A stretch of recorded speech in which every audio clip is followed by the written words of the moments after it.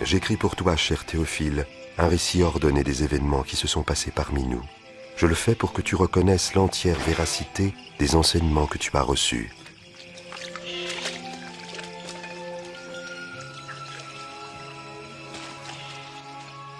Au temps où César Auguste était empereur de Rome et Hérode le Grand, roi de Judée, Dieu envoya l'ange Gabriel dans une ville de Galilée, appelée Nazareth, chez une jeune fille vierge nommée Marie.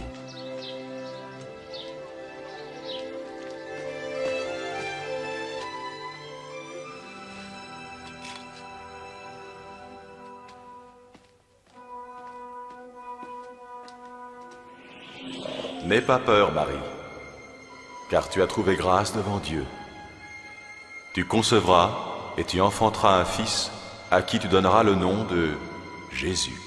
Comment est-ce possible? Je suis vierge. Le Saint-Esprit viendra sur toi. C'est pourquoi le Saint-Enfant qui naîtra de toi sera appelé le Fils de Dieu. Son royaume est éternel.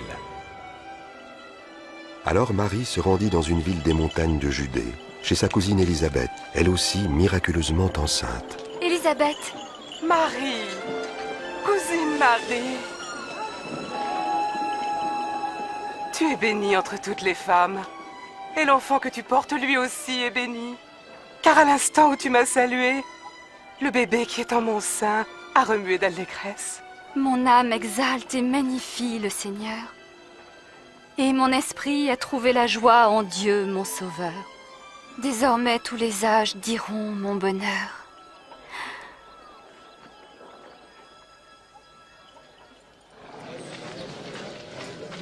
Sachez, hommes de Nazareth, que l'empereur César Auguste a décidé un recensement sur les territoires occupés de Galilée et de Judée. Tous doivent aller se faire inscrire, chacun dans sa ville natale.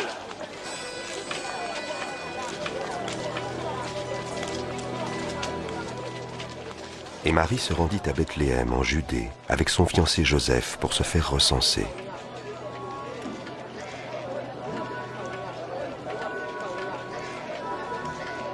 Mais il n'y avait pas de place pour eux à la maison des voyageurs, et ils durent se loger dans une humble étable.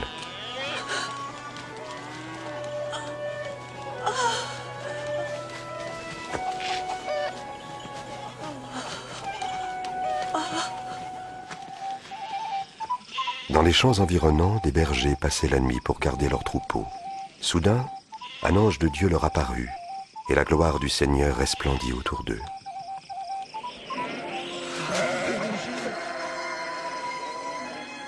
Aujourd'hui, dans la ville de David, un sauveur vous est né. C'est le Christ, le Seigneur.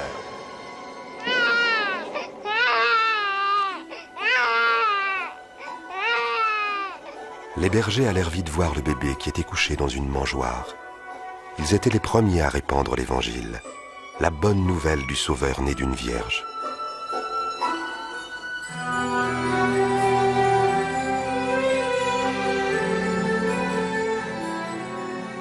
Lorsque 8 jours plus tard arriva le moment de circoncire l'enfant, on lui donna le nom de Jésus. Puis Joseph et Marie l'amenèrent à Jérusalem pour le présenter au Seigneur. Il y avait au temple un homme droit et pieux nommé Siméon. L'Esprit de Dieu lui avait révélé qu'il ne mourrait pas avant d'avoir vu le Messie, l'envoyé du Seigneur. Maintenant, Seigneur, tu peux laisser ton serviteur mourir en paix. Tu as tenu ta promesse.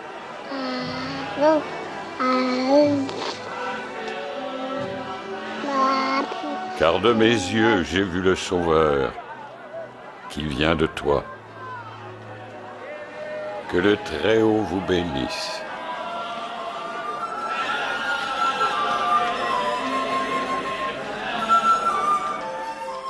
Après avoir accompli tout ce que la loi du Seigneur ordonnait, Marie et Joseph retournèrent en Galilée, à Nazareth, leur village. Lorsque Jésus eut 12 ans, Joseph et Marie l'emmenèrent à Jérusalem pour les fêtes de la Pâque. Mais quand ils repartirent, Jésus resta à Jérusalem, et ses parents ne s'en aperçurent pas tout de suite.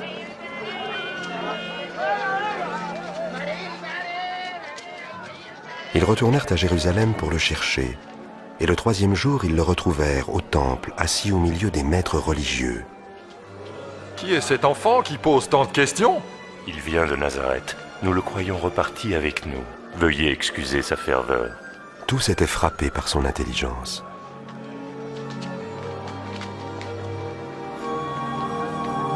Mon enfant, pourquoi nous as-tu fait cela? Nous étions très inquiets en te cherchant partout, ton père et moi. Pourquoi m'avez-vous cherché? Ne saviez-vous pas que je dois m'occuper des affaires de mon père?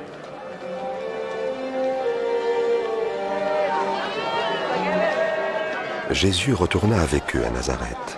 Il grandissait et se fortifiait en sagesse, et la faveur de Dieu et des hommes était avec lui.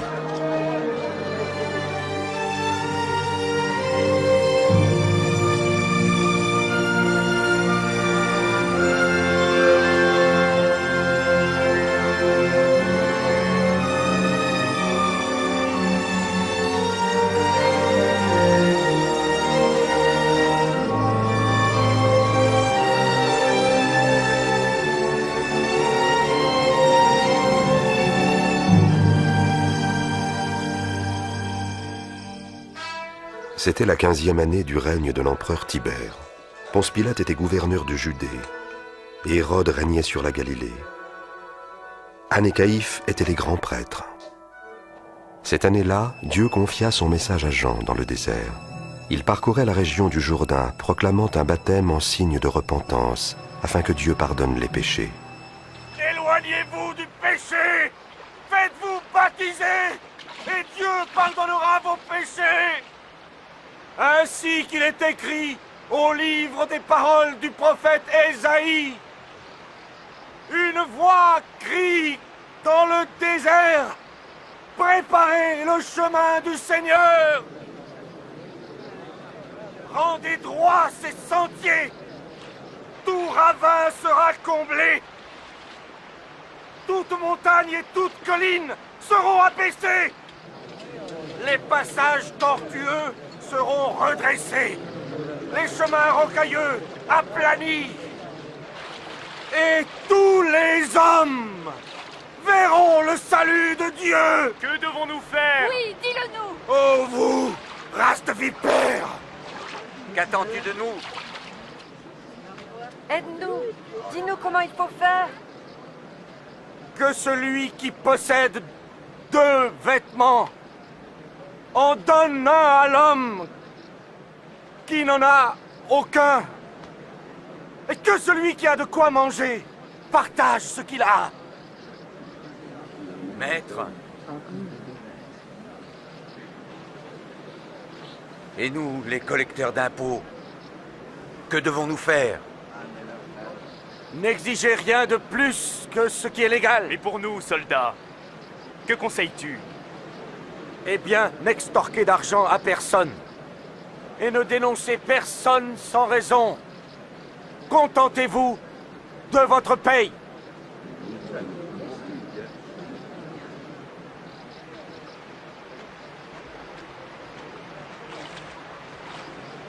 Dis-nous, es-tu le Messie?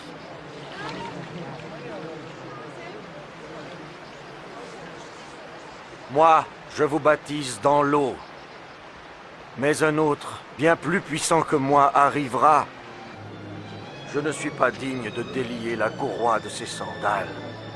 C'est lui qui vous baptisera du Saint-Esprit et de feu. Il séparera le grain de la paille. Et il amassera tout le grain dans son grenier.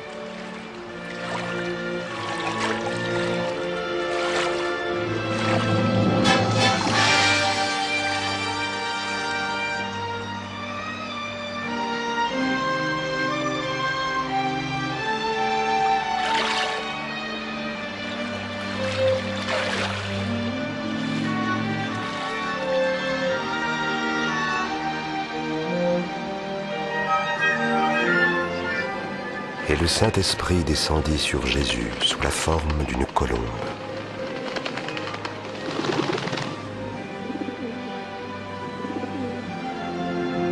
Et une voix se fit entendre du ciel. Tu es mon Fils bien-aimé, tu fais toute ma joie.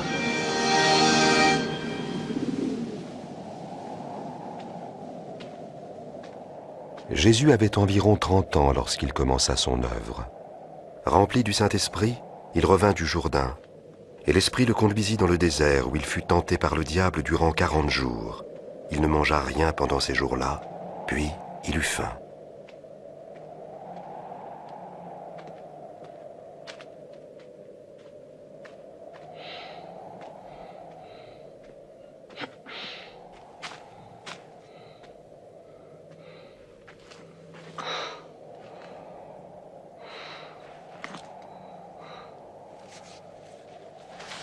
Alors le diable lui dit: Si tu es le Fils de Dieu, ordonne donc à cette pierre de se changer en pain.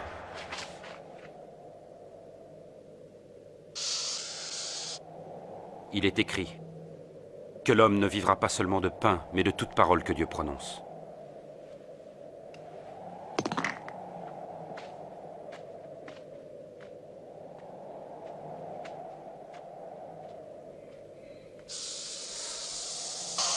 Le diable l'emmena sur une hauteur, lui montrant en un instant tous les royaumes de la terre.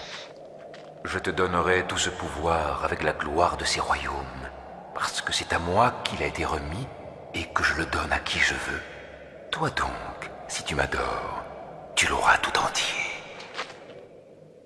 Il est écrit, tu adoreras le Seigneur ton Dieu, et tu ne serviras que lui.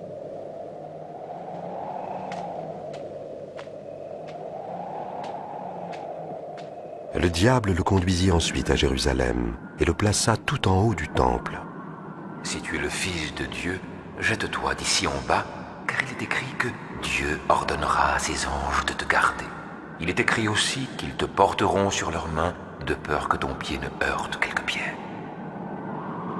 Il est écrit, tu ne mettras pas à l'épreuve le Seigneur ton Dieu.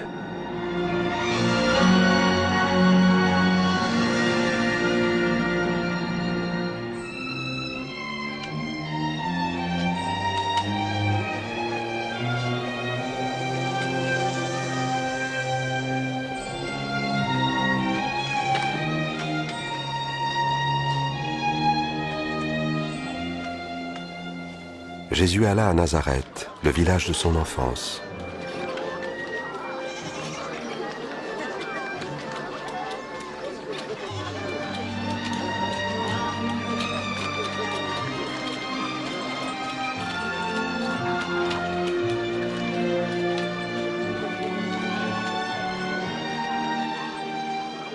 Bonjour. Bonjour.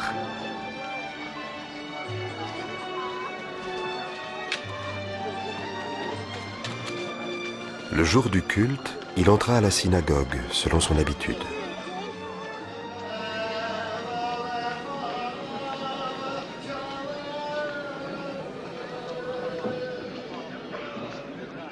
On lui demanda de lire un passage du livre du prophète Ésaïe.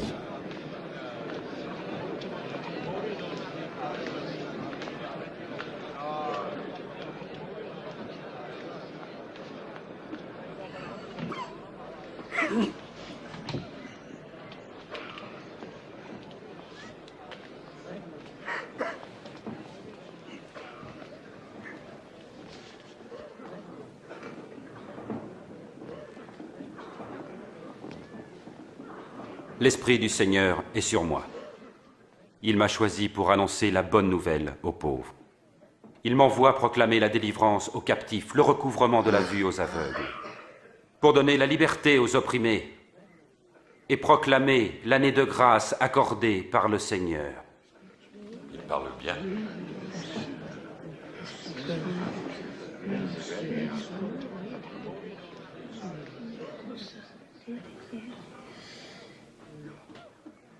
Aujourd'hui, cette parole devient réalité, alors que vous l'entendez.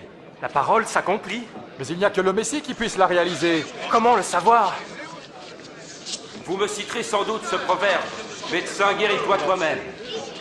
Vous me direz aussi, « Accomplis dans ta propre ville ce que tu as fait à Capernaum ». Oui, je vous le dis, nul prophète n'est bien reçu dans son pays. Par ces paroles, Jésus se révèle comme le Messie envoyé par le Seigneur pour sauver son peuple. Ces Juifs ne l'acceptaient pas comme le Messie. Ils voulurent le précipiter du haut d'une falaise, Mais il passa au milieu de la foule et s'en alla.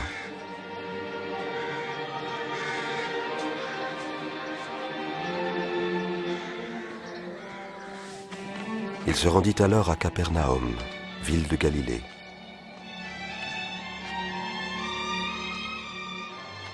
L'occupation romaine du pays était partout en évidence, et les gens souhaitaient ardemment la venue du Messie qui les libérerait de cette tyrannie.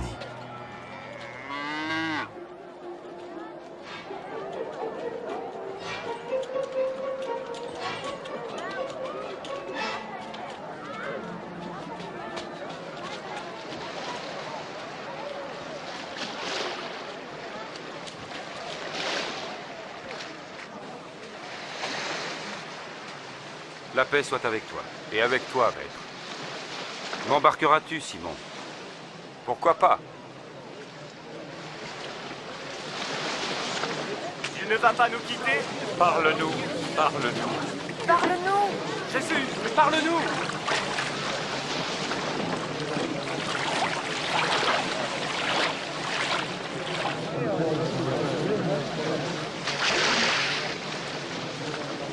Un jour, deux hommes se présentèrent au temple pour prier.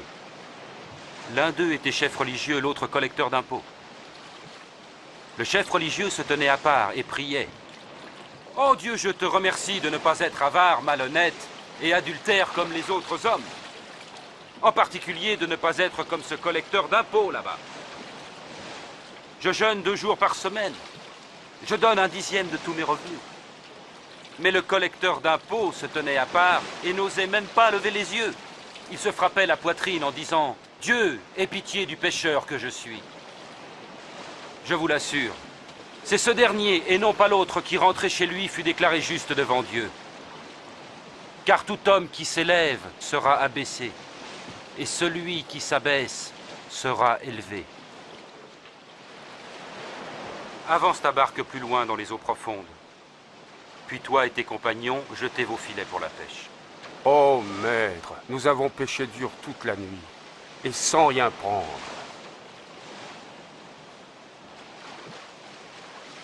Mais si tu le dis, je lance les filets. Jacques! Jean!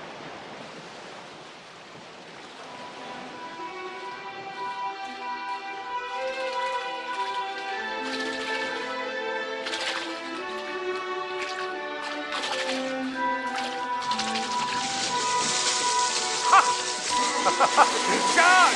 Jean! Ah! Approchez votre barque! Venez nous aider! Vite! Pas possible! Nous sommes occupés! On n'en a jamais pris autant!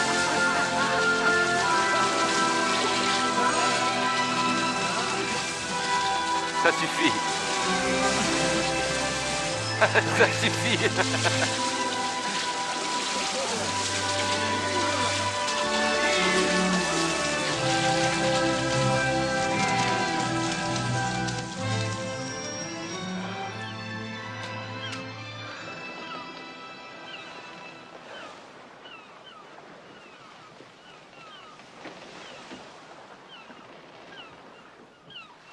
Éloigne-toi de moi, Seigneur, car le péché est en moi.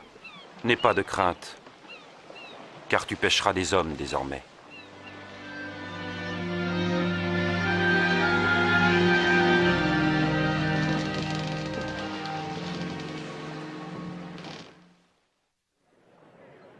Tendez l'oreille et venez à moi. Écoutez et votre âme vivra.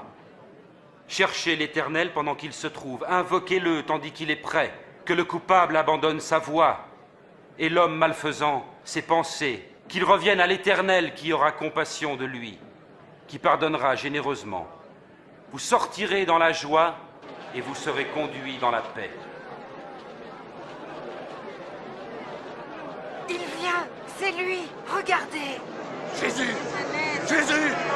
Je te prie de sauver ma fille unique! Oh, maître, aie pitié! Elle va mourir et elle n'a que 12 ans! Pitié! Vite! Maître, viens! Jairus, je suis désolé. Jésus! Ta fille est morte. Ne dérange plus le maître.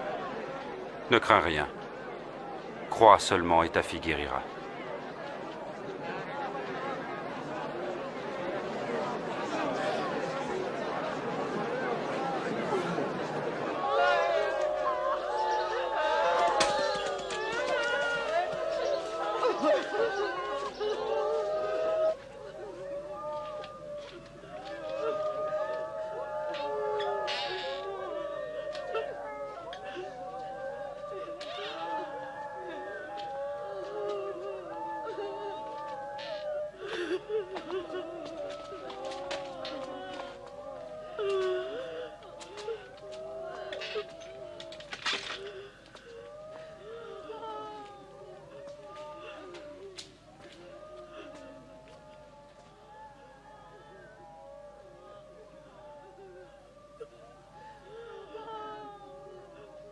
Ne pleure pas. Elle n'est pas morte, elle est endormie.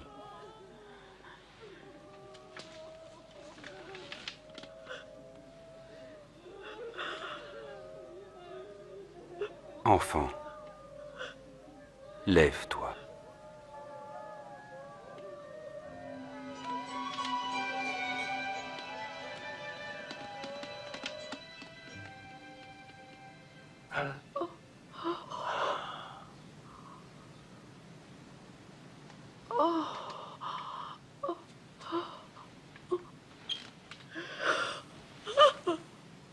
Donnez-lui à manger.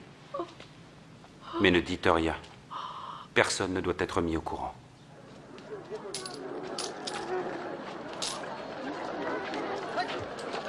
Après cela, Jésus remarqua un collecteur d'impôts nommé Matthieu Lévi, qui était assis à son poste de péage.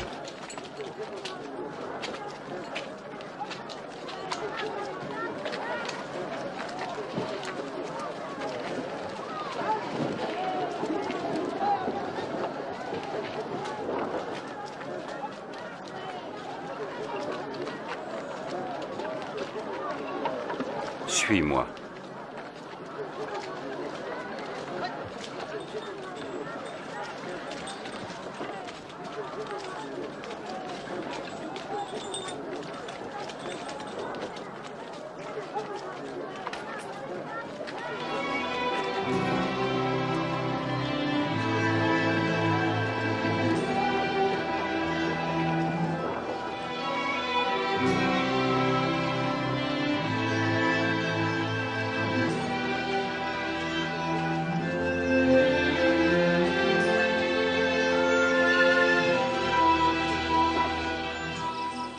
Puis Jésus monta sur une colline pour y prier, et passa toute la nuit là, à prier Dieu.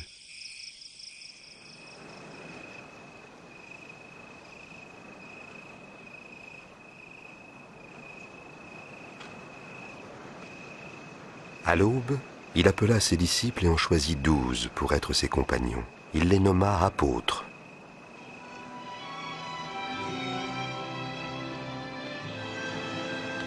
Simon, qu'il appela aussi Pierre.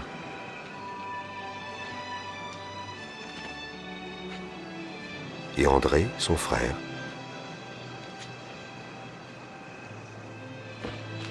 Jacques.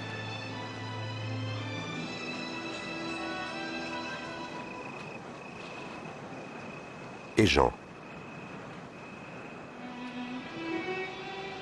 Philippe. Et Barthélemy.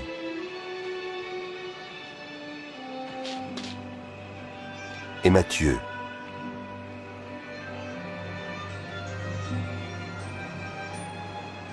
Et Thomas.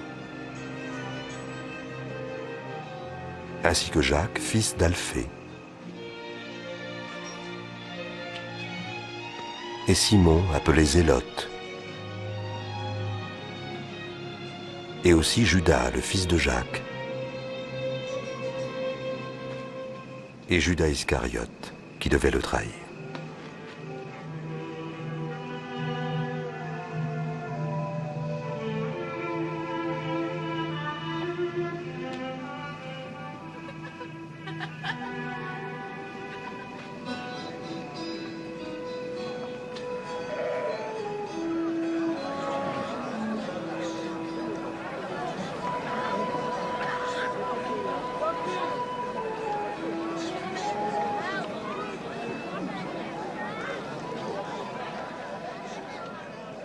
Heureux vous les pauvres, car le royaume de Dieu est à vous.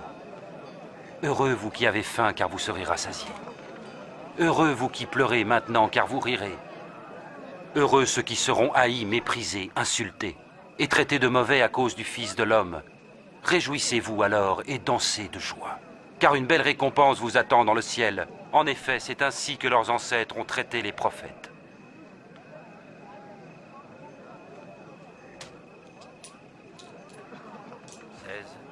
« 17, 18, 19 et 20. C'est tout ce que j'ai.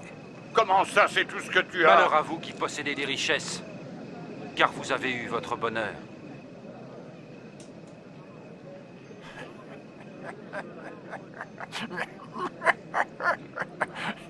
Il ne veut pas être riche. Il est fou. Malheur à vous qui riez maintenant, car vous connaîtrez le deuil et les larmes. Malheur à vous quand tous les hommes disent du bien de vous, car leurs ancêtres ont fait pareillement avec les faux prophètes. Mais je vous dis à vous qui m'écoutez, aimez vos ennemis. Faites du bien à ceux qui vous haïssent. Bénissez qui vous maudit. Priez pour ceux qui vous calomnient.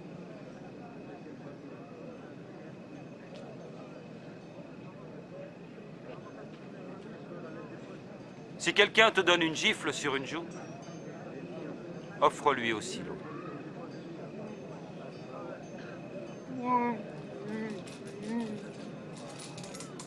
Et à qui te prend ton manteau, ne refuse pas non plus ta chemise.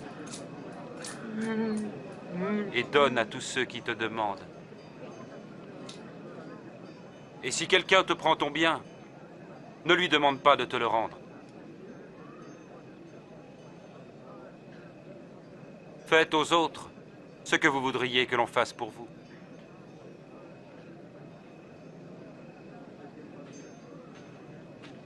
Si vous aimez seulement ceux qui vous aiment, quelle reconnaissance en attendre? Même les pécheurs aiment ceux qui les aiment. Et si vous ne faites du bien qu'à ceux qui vous en font, quelle reconnaissance vous en a-t-on?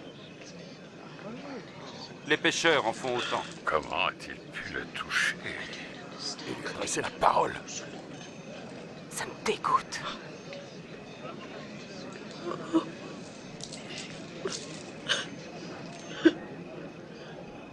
Non. Aimez vos ennemis et faites-leur du bien. Prêtez sans rien espérer en retour. Alors votre récompense sera grande et vous serez les fils du Très-Haut. Parce qu'il est lui-même bon pour les ingrats et les méchants. Soyez généreux, tout comme votre Père est généreux.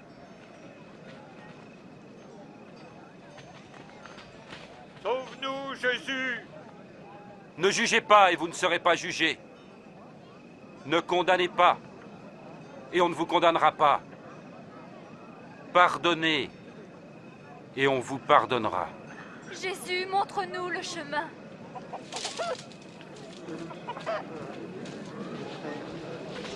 Donnez et ainsi vous recevrez. Car la mesure que vous employez servira aussi pour vous. Un aveugle peut-il guider un autre aveugle? Non, ils tomberont alors tous deux dans le fossé. Pourquoi vois-tu la paille qui est dans l'œil de ton frère et ne remarques-tu pas la poutre qui est dans le tien?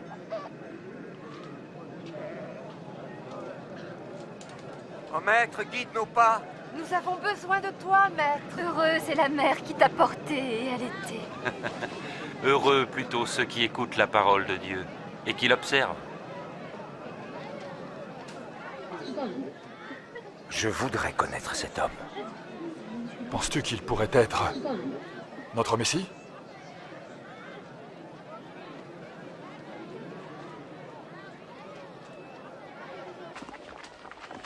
Et ce chef religieux, Simon, invita Jésus à manger avec lui. Jésus se rendit chez lui et se mit à table. Allons les enfants, laissez-nous. Vous m'entendez? Allons. Ah, ces enfants, ils ne sont jamais tranquilles. Que vient-elle faire là? Je ne sais pas.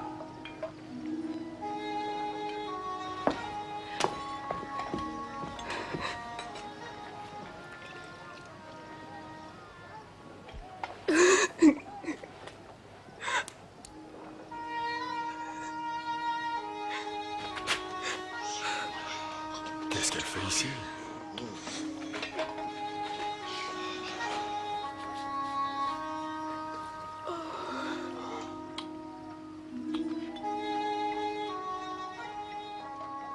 Si cet homme était vraiment un prophète, il saurait qui est cette femme qui le touche.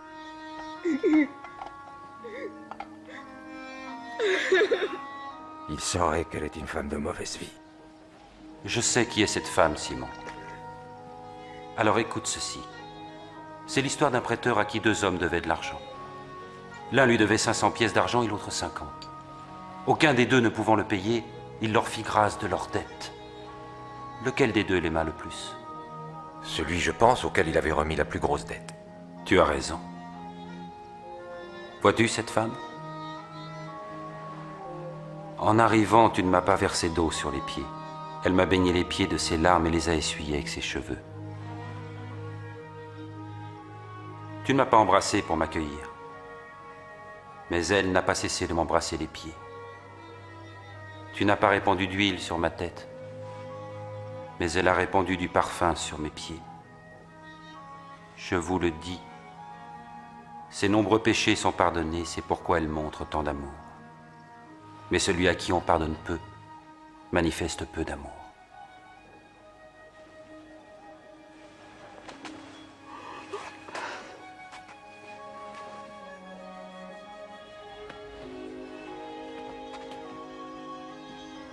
Tes péchés te sont pardonnés. Blasphème! Mais comment peux-tu parler? Ta foi t'a sauvé, va en paix.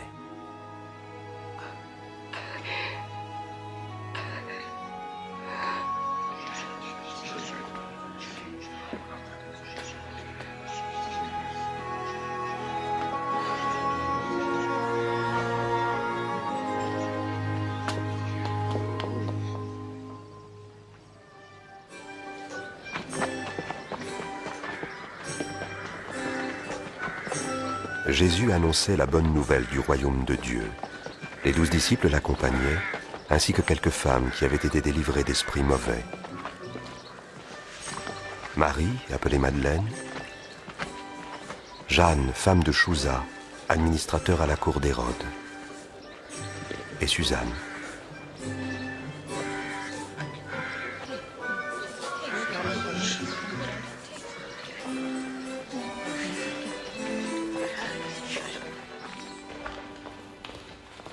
Hérode, gouverneur de Galilée sous les Romains, fit mettre Jean-Baptiste en prison parce que celui-ci lui reprochait d'avoir épousé la femme de son frère. Alors? Nous arrivions à la porte de Naïn. On menait un mort au cimetière. C'était le fils unique d'une veuve. Quand Jésus la vit, il eut pitié d'elle. Il toucha le cercueil et dit « Jeune homme, lève-toi ». Le mort alors se redressa. Et Jésus le rendit à sa mère. Demande-lui, dis, es-tu vraiment celui qui devait venir? Ou devons-nous en attendre un autre?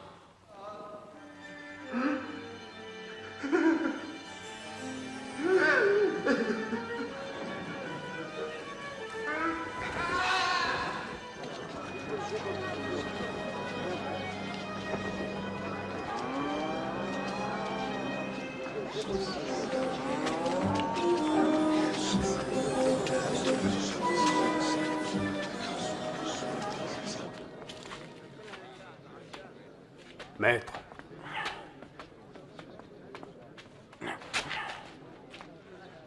Merci. Maître.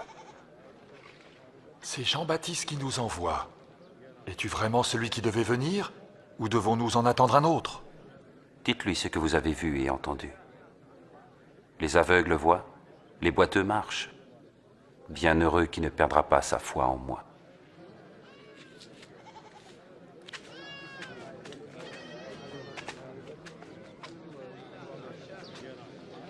Je veux le voir. Monte sur mes épaules. Là, tu le vois? Ah oui, je vois Jésus. Un jour, un homme sortit pour semer. Et tandis qu'il semait, du grain tomba sur le chemin, il fut piétiné. Et les oiseaux du ciel ont tout mangé. Une partie tomba parmi les pierres. Et après avoir poussé, elle dessécha par manque d'humidité. Une autre partie tomba parmi les ronces.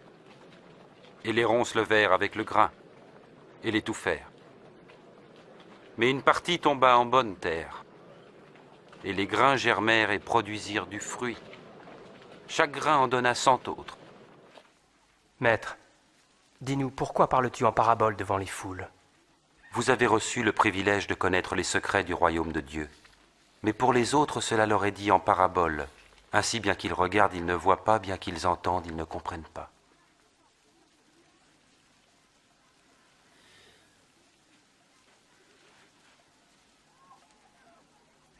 Voici le sens de cette parabole.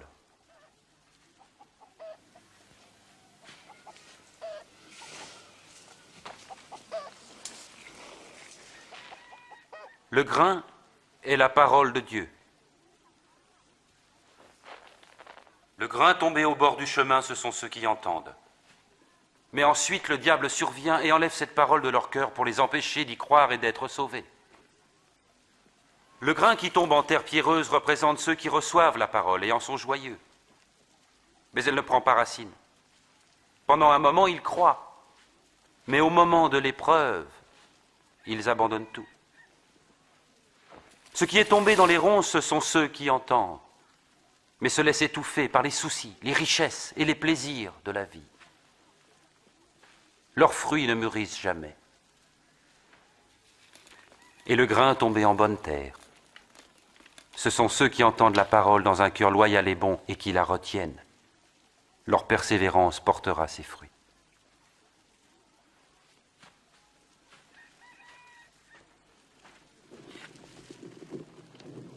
Personne n'allume une lampe pour la recouvrir ou la mettre sous un lit. Non, on la met sur un support, afin que ceux qui entrent dans la pièce puissent voir clairement.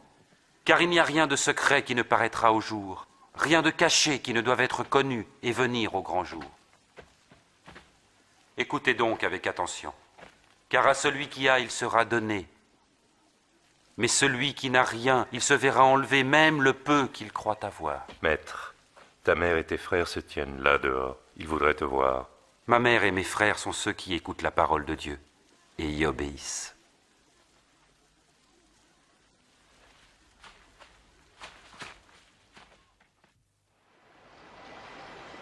Un jour, Jésus monta dans une barque avec ses disciples et leur dit « Passons de l'autre côté du lac ». Ils gagnèrent le large. Pendant la traversée, Jésus s'endormit.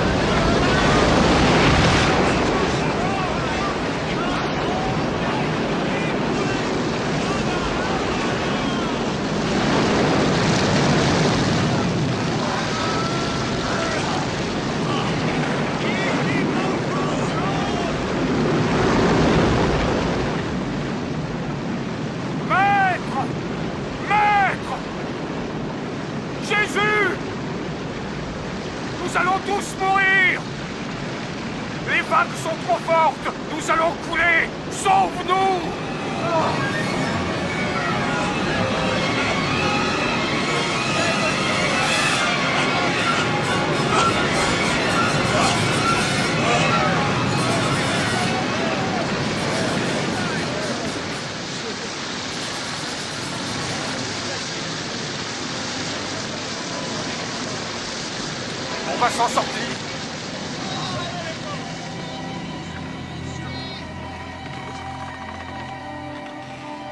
Où est votre foi ?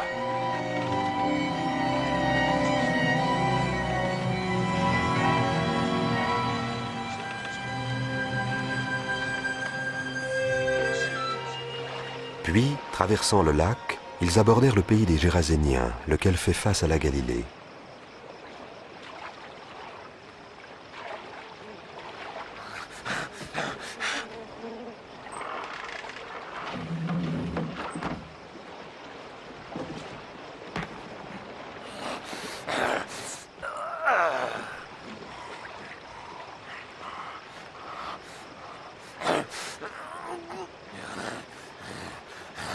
Jésus, Fils du Dieu très haut, que veux-tu de moi? Je t'en prie, ne me punis pas. Quel est ton nom?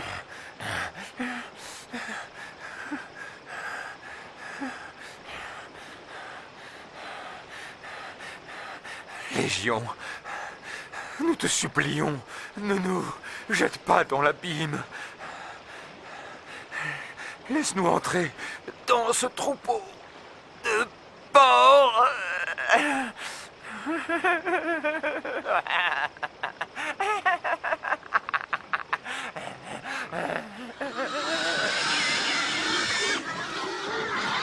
Hé! Revenez! Arrêtez! Arrêtez! Et les démons sortirent de l'homme Revenez! et entrèrent dans les porcs.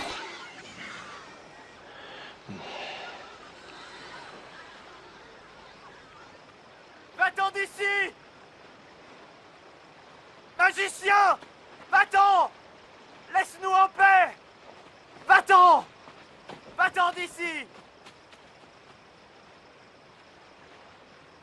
Je veux te suivre partout. Laisse-moi t'accompagner. Rentre chez toi et dis ce que Dieu a fait pour toi.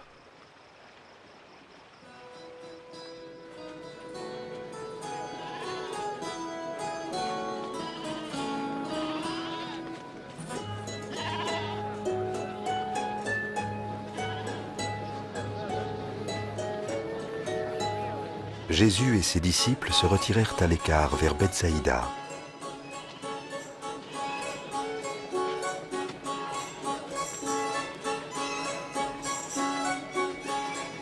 Dès que les gens s'en aperçurent, ils le suivirent.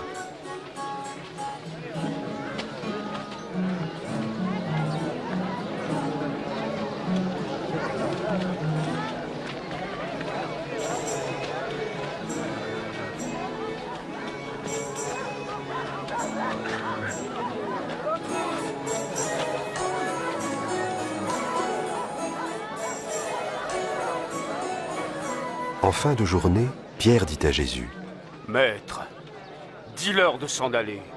Renvoie-les dans les fermes et les villages des environs, pour qu'ils se logent et se ravitaillent. Cet endroit est désert.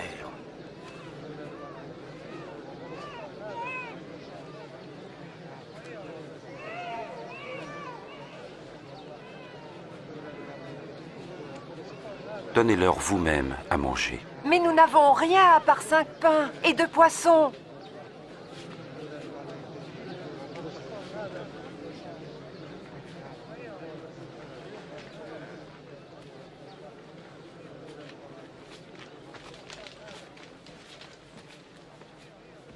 Béni sois-tu, Seigneur notre Dieu, qui règne sur l'univers, qui fait sortir le pain de la terre.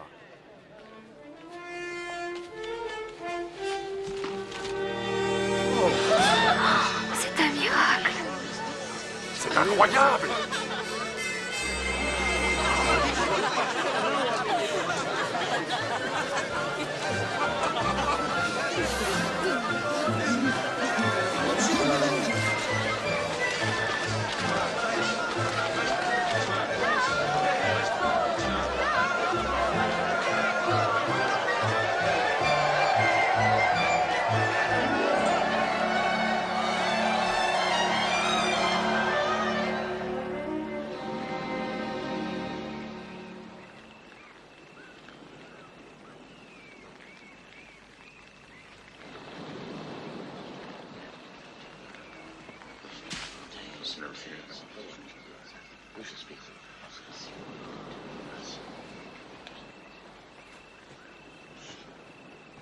Que disent les gens à mon sujet? Certains disent que tu es Jean-Baptiste. Pour d'autres encore, tu es Élie. Et puis certains croient que l'un des prophètes d'autrefois est revenu à la vie. Et à votre avis, qui dites-vous que je suis?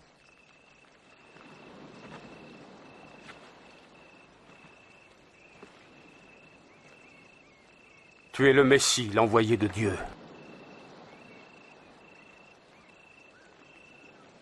N'en dites rien à personne. Le Fils de l'homme doit souffrir beaucoup, puis être rejeté. Il sera mis à mort. Mais 3 jours après, il reviendra à la vie.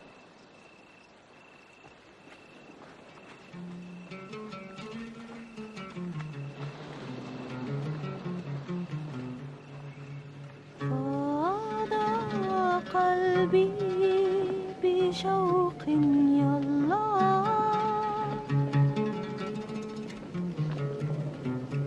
لك أنا أجيء بدموعي لك كل حنيني.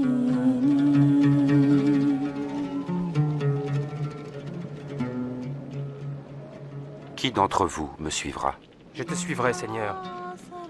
Mais d'abord, laisse-moi aller dire adieu à ma famille. Quiconque met la main à la charrue puis regarde en arrière n'est pas fait pour le royaume de Dieu. Si quelqu'un veut venir à ma suite, qu'il renonce à lui-même et prenne sa croix chaque jour et qu'il me suive. Car celui qui veut sauver sa vie la perdra. Mais celui qui perd sa vie à cause de moi la sauvera. À quoi sert-il à un homme de gagner le monde entier s'il perd son âme? Si un homme a honte de moi et des paroles que je dis, alors le Fils de l'homme aura honte de lui quand il viendra dans sa gloire, et dans la gloire du Père et celle des saints anges.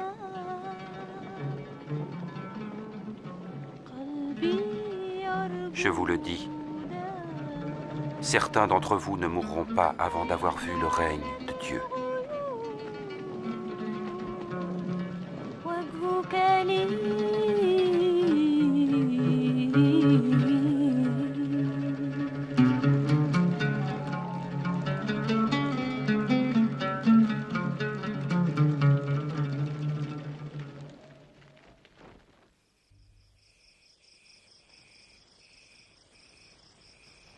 Puis Jésus prit avec lui Jean, Jacques et Pierre, et monta sur une montagne pour y prier.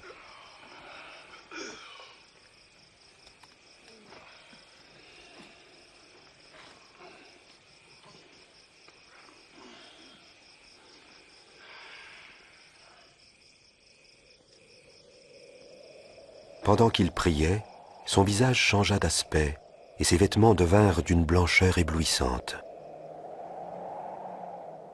Soudain, il y eut là deux prophètes d'autrefois qui s'entretinrent avec lui, Moïse et Élie, entourés d'une gloire céleste. Tu accompliras la volonté de Dieu. Tu mourras à Jérusalem.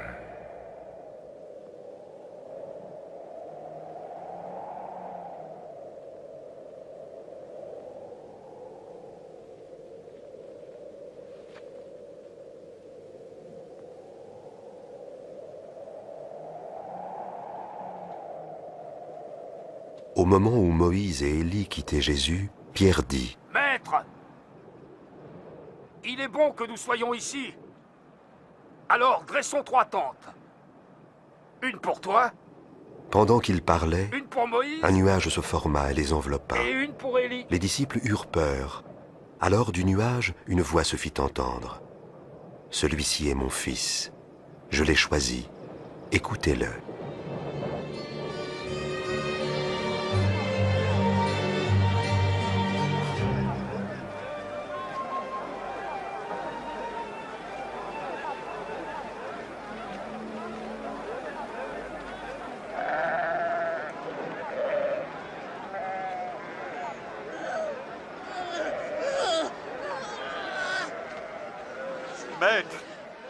Maître, je t'en prie, regarde mon fils. Aide-le, je t'en prie. C'est mon unique enfant. J'ai prié tes disciples de chasser l'esprit qui est en lui, mais ils n'ont rien pu faire. Génération incrédule et pervertie. Combien de temps encore devrais-je vous supporter? Amène-moi ton fils.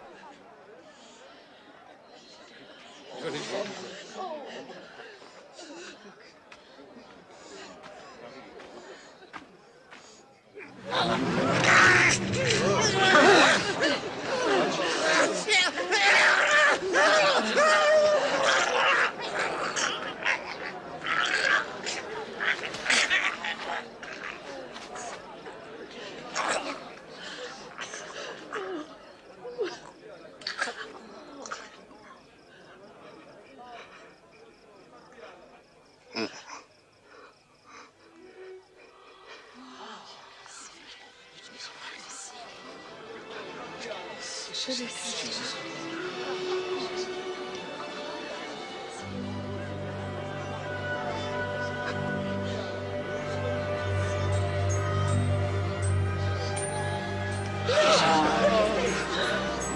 visage est guéri aussi.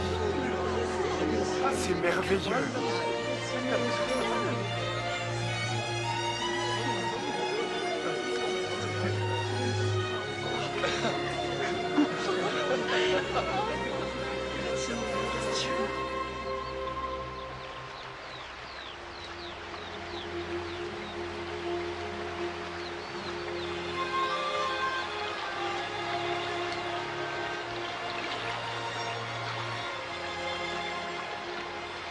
Apprends-nous à prier, comme Jean l'a appris à ses disciples.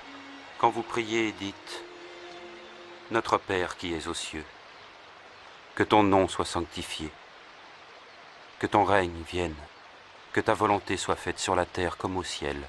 Donne-nous chaque jour notre pain quotidien. Pardonne-nous nos offenses, comme nous pardonnons aussi à ceux qui nous ont offensés. Protège-nous contre la tentation et délivre-nous du mal. »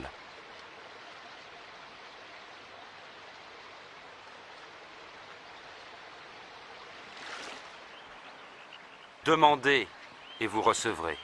Cherchez et vous trouverez. Frappez et l'on ouvrira la porte. Car tout homme qui demande reçoit. Celui qui cherche trouvera. Et à celui qui frappe, on ouvrira la porte.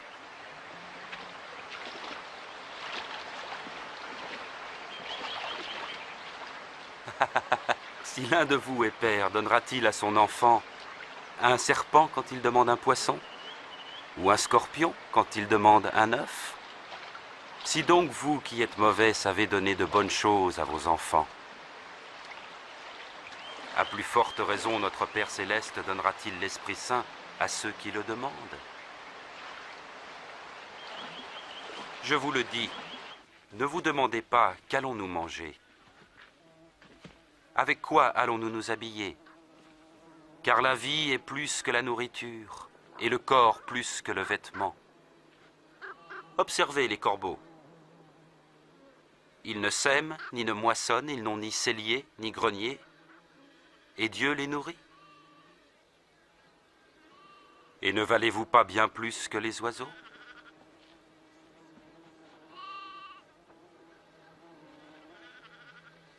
Qui d'entre vous peut, à force d'inquiétude, prolonger tant soit peu sa vie? Si donc vous êtes sans pouvoir même pour si peu, pourquoi vous mettre en souci du reste? Observez ces lys et comment ils croissent. Ils ne filent ni ne tissent. Et pourtant Salomon lui-même, dans toute sa gloire, n'a jamais été vêtu comme l'un d'eux. Si Dieu revêt ainsi l'herbe des champs qui demain sera jetée dans le feu, il fera donc bien plus pour vous, aux gens de peu de foi. Fais grandir notre foi. Si votre foi était grosse comme une graine de moutarde, vous pourriez dire à l'arbre qui est là, déracine-toi et va te planter dans la mer, et il vous obéirait.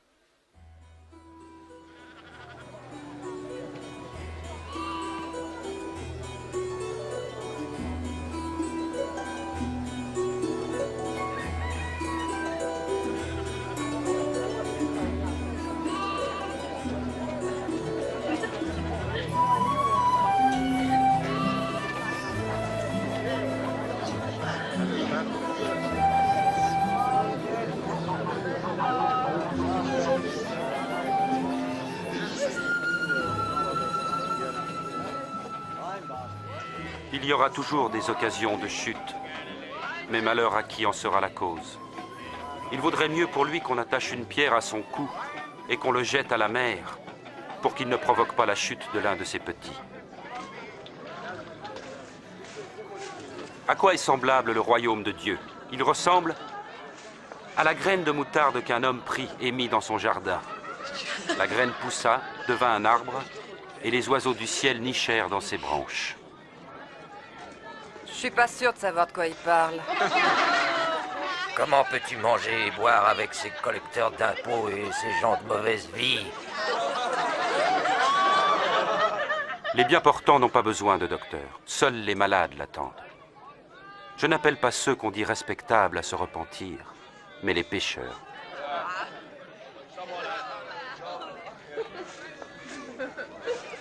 Parle-nous du royaume de Dieu. Allez, raconte encore. N'ayez pas peur, petit troupeau, car votre Père a trouvé bon de vous donner le royaume. Vendez ce que vous possédez et distribuez-en le produit aux pauvres. Constituez-vous dans les cieux un trésor inaltérable et qui ne s'épuisera pas. Aucun voleur ne pourra l'atteindre et aucune mythe l'entamer. Car là où est votre trésor, là aussi sera votre cœur.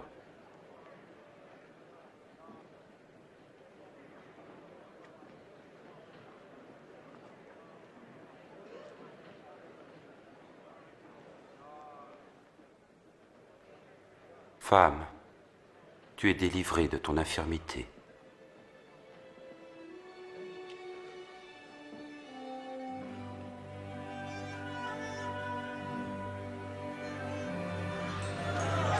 Regardez, elle est guérie. C'est un miracle. Oui, un miracle. Venez voir. Loué sois-tu, Maître. Louons le Seigneur. 18 ans de misère. Merci, Maître. Il y a 6 jours pour le travail, tu l'ignorais. Viens donc te faire guérir un de ces jours-là. Pas le jour qui est celui du sabbat. Bande d'hypocrites! Chacun de vous détache bien son âne ou son bœuf de la mangeoire pour le mener à l'abreuvoir le jour du sabbat.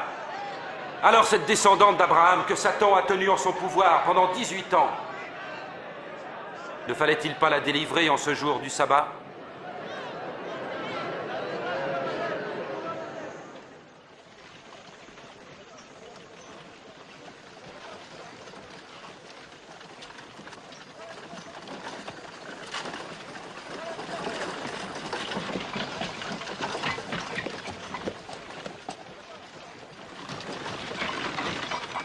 Ô bon maître, que dois-je faire pour obtenir la vie éternelle? Pourquoi m'appelles-tu bon? Personne n'est bon, sinon Dieu seul. Tu connais les commandements. Tu ne commettras pas d'adultère. Tu ne tueras pas, ne porteras pas de faux témoignages. Tu respecteras ton père et ta mère. Depuis ma jeunesse, j'ai obéi à tous ces commandements. Il te reste encore une chose à faire. Vends tout ce que tu as et distribue le produit aux pauvres, et tu auras un trésor au ciel. Ensuite, viens et suis-moi. Mais nous sommes des marchands et riches. Qu'il est difficile pour les riches d'entrer dans le royaume de Dieu. Oui, vraiment, il est plus difficile à un homme riche d'entrer dans ce royaume qu'à un chameau de passer dans le trou d'une aiguille. Mais alors, qui peut être sauvé? Ce qui est impossible aux hommes est possible à Dieu. Mais en fait, où sera-t-il le royaume de Dieu? Le royaume de Dieu ne viendra pas d'une façon spectaculaire. Et personne ne dira « Regardez, il est ici ou il est là ». Car le royaume de Dieu est au milieu de vous. Le temps viendra où vous désirez voir un seul des jours du Fils de l'homme, mais vous ne le verrez pas. En effet, quand le Fils de l'homme reviendra, il sera comme l'éclair qui jaillit d'un point à l'autre du ciel et illumine tout l'horizon. Mais il faut d'abord qu'il souffre et qu'il soit rejeté par les gens d'aujourd'hui.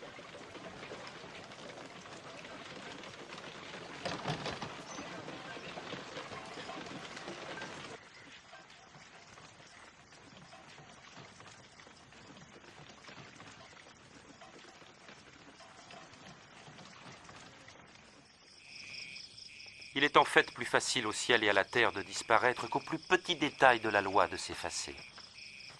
Bien des prophètes et des rois auraient voulu voir ce que vous voyez, mais ne l'ont pas vu. Entendre ce que vous entendez, mais ils n'ont rien entendu. Que devons-nous faire? Dans la loi, qu'est-il écrit? Et comment la comprends-tu? Ton Seigneur Dieu, tu aimeras de tout ton cœur, de toute ton âme, de toutes tes forces et de toute ta pensée. Et tu aimeras ton prochain comme toi-même. Tu as raison, fais cela et tu vivras. Mais qui est mon prochain? Pas ces soldats-là. Et que dire de César? Un jour, un homme descendait de Jérusalem vers Jéricho. Des brigands l'attaquèrent. Il fut dépouillé, frappé et abandonné à moitié mort. Il se trouva qu'un prêtre passait sur cette route. Il vit l'homme, il l'évita et passa de l'autre côté. De même, un serviteur du temple passa, vit l'homme, s'écarta et s'éloigna rapidement. Mais un étranger méprisé, un samaritain, voyageait par là et trouva l'homme. Quand il le vit, il éprouva une grande pitié. Il s'approcha de lui, pansa ses plaies en y versant de l'huile et du vin, le chargea sur sa propre monture, le conduisit à une auberge et prit soin de lui. Le lendemain, il donna 2 pièces d'argent à l'aubergiste et lui dit « Prends soin de lui, et si tu dépenses quelque chose de plus, c'est moi qui te rembourserai quand je repasserai. » À ton avis, lequel des 3 passants s'est montré le prochain de l'homme attaqué par les brigands? Celui qui était bon. Alors faites de même. Ah. Laissez les petits enfants venir à moi, ne les empêchez pas, car le royaume de Dieu appartient à ceux qui leur ressemblent. En vérité, je vous le dis, celui qui ne reçoit pas le royaume de Dieu comme un petit enfant n'y entrera jamais. Qui accueille cet enfant en mon nom m'accueille moi-même. Ainsi, il accueille aussi celui qui m'a envoyé. Car le plus petit d'entre vous tous est le plus grand.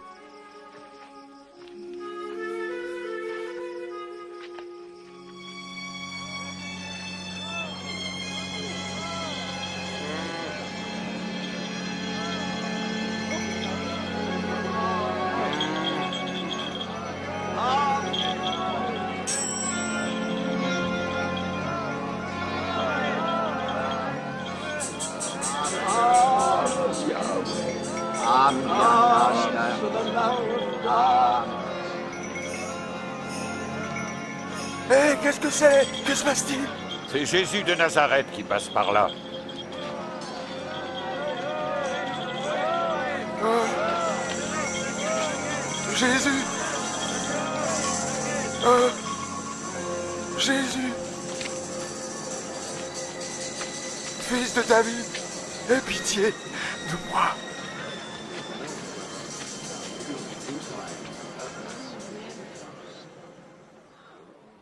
Que veux-tu que je fasse pour toi? Je veux voir à nouveau.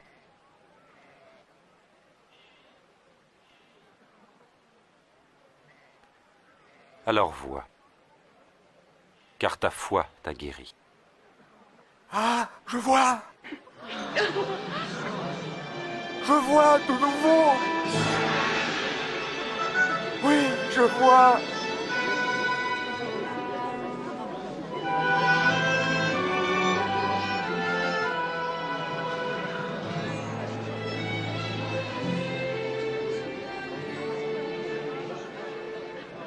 Alors que Jésus faisait route vers Jérusalem, des foules venaient à sa rencontre. Tous voulaient connaître le chemin du salut et être instruits davantage sur le royaume de Dieu.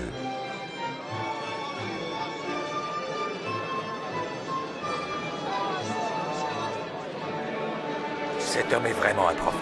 Seigneur, maître, sauve-moi!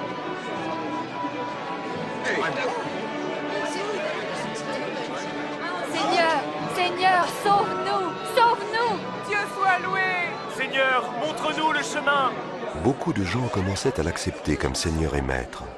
À Jéricho, un collecteur d'impôts nommé Zachée voulait tellement voir Jésus qu'il grimpa sur un arbre pour être au-dessus de la foule. Regardez, c'est le collecteur d'impôts. Zachée, descends et fais vite, car je dois loger chez toi aujourd'hui. Chez moi? Qu'est-ce qu'il va faire chez lui? Comment Zachée connaît-il Jésus?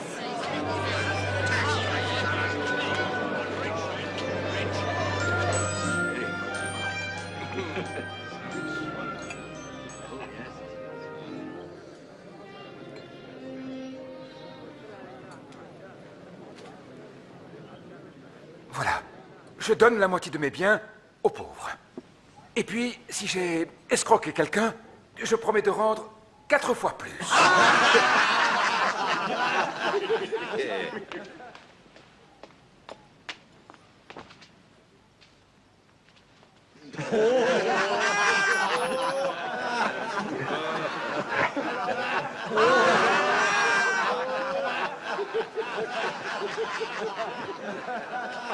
Je n'y crois pas, je rêve. Un collecteur d'impôts qui rembourse, mais c'est impossible.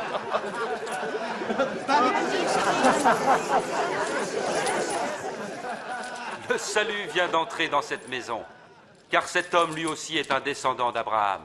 Le Fils de l'homme est venu chercher et sauver ce qui était perdu.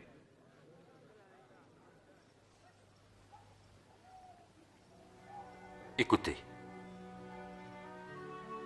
nous montons à Jérusalem. Ce que les prophètes ont écrit au sujet du Fils de l'homme va s'accomplir. En effet, il sera livré aux païens, soumis aux moqueries, on l'insultera, on crachera sur lui. Il sera fouetté et mis à mort. Puis le troisième jour, il ressuscitera. Et Jésus prit résolument la route de Jérusalem. Tout en sachant qu'il serait mis à mort pour les péchés des hommes, Jésus se rendit sans hésitation à Jérusalem. Beaucoup de gens se réjouissaient de son arrivée et le proclamaient roi.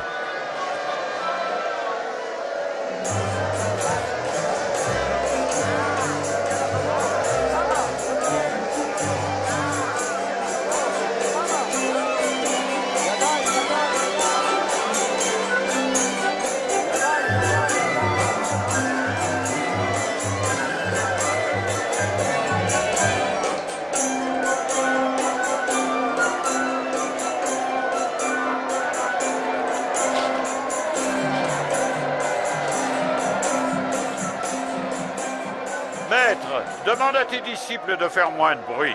Je te le dis, si jamais ils se taisaient, ce seraient les pierres qui crieraient de joie. Paix, honneur, gloire au roi.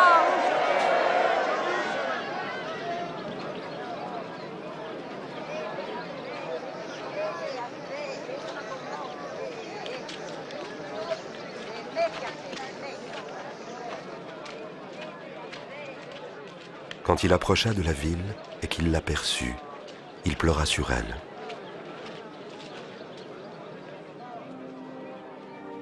Si seulement tu avais su comment trouver la paix, mais à l'heure qu'il est, cela t'est caché. Maintenant, des jours viendront où tes ennemis établiront contre toi des ouvrages de siège, te cerneront de tous côtés, et ils te détruiront complètement.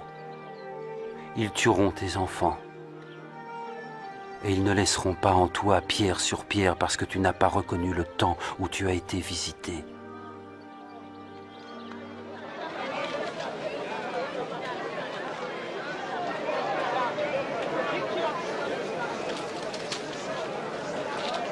Le temple de Jérusalem était devenu un marché plutôt qu'une maison de prière.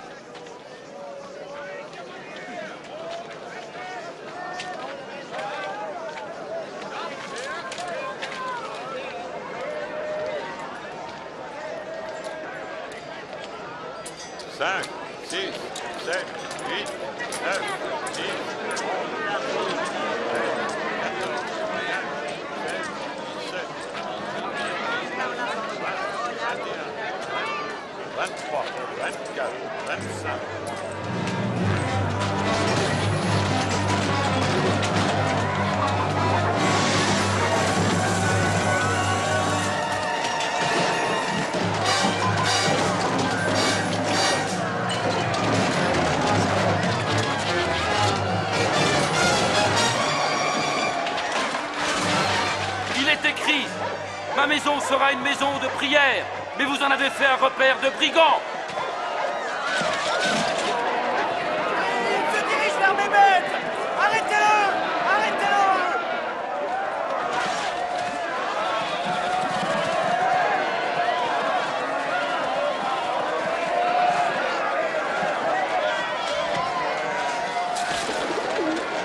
Vite! Faites venir la garde! L'hostilité de certains chefs religieux et politiques allait grandissant, car le peuple reconnaissait de plus en plus Jésus comme son roi. Si je comprends bien, beaucoup le considèrent déjà comme leur roi. Leur roi? Un roi de mendiants, de voleurs, on a déjà vu ça. Ils viennent se manifester, s'en vont et on les oublie. Ne vous y trompez pas. Sa popularité augmente chaque jour. Et le peuple l'admire aussi. C'est ça, il est un roi. Je tiens à vous avertir. S'il y a encore des troubles dans ma ville, je vous tiens pour responsable.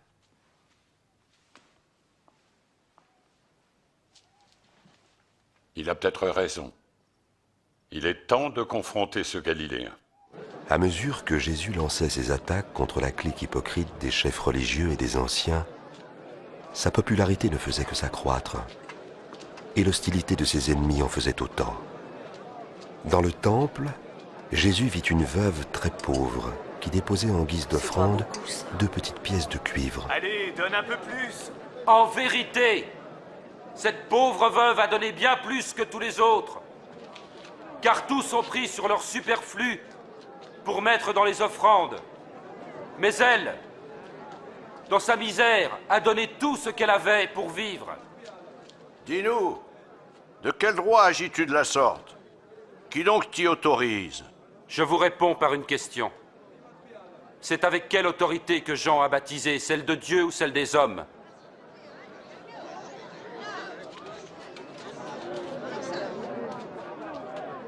Quelle réponse donner? Si nous disons avec celle de Dieu, il va nous répondre alors... Il fallait croire Jean. Mais si nous disons avec celle des hommes, cette foule nous lapidera. Ils croient tous que Jean était un prophète. Nous ne le savons pas vraiment. Alors je ne vous dirai pas de qui je détiens mon mandat.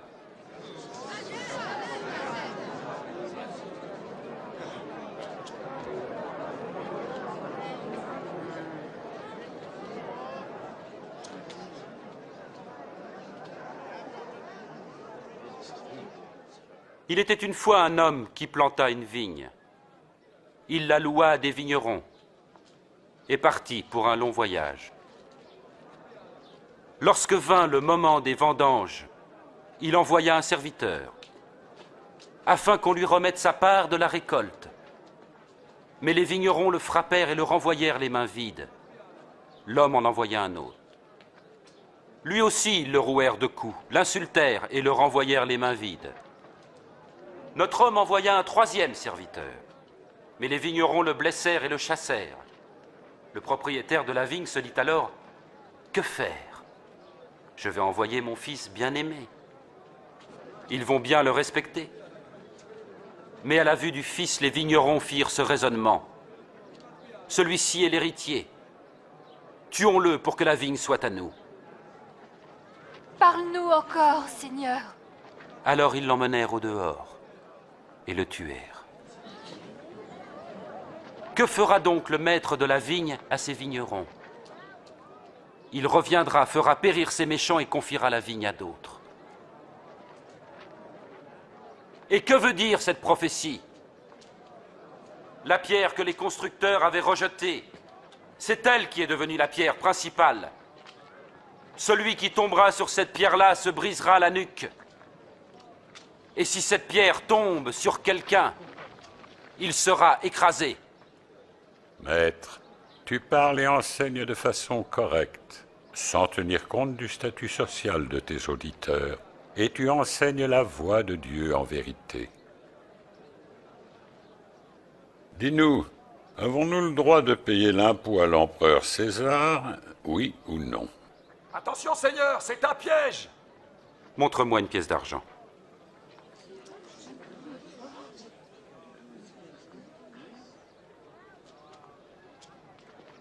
De qui porte-t-elle l'effigie et l'inscription? César! Alors rendez à César ce qui est à César, et à Dieu ce qui est à Dieu. Que répondez-vous à cela? Maintenant, le jour de la Pâque approchait. C'était la fête des pains sans levain.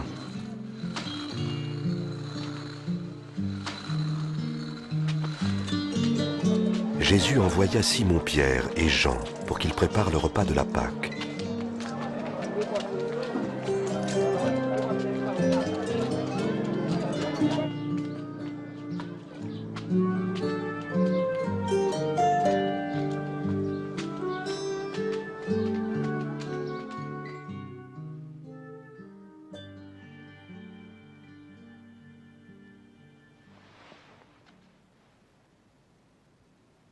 J'ai tellement désiré manger cette Pâque avec vous avant de souffrir. Car je vous le dis, jamais plus je ne la mangerai jusqu'à ce qu'elle soit accomplie dans le royaume de Dieu.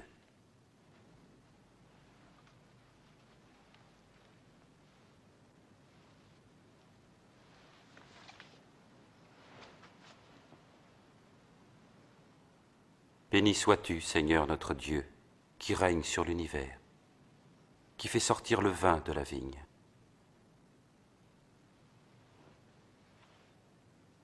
Prenez ceci et partagez entre vous. Car je vous le dis, je ne boirai plus du fruit de la vigne jusqu'à ce que vienne le règne de Dieu.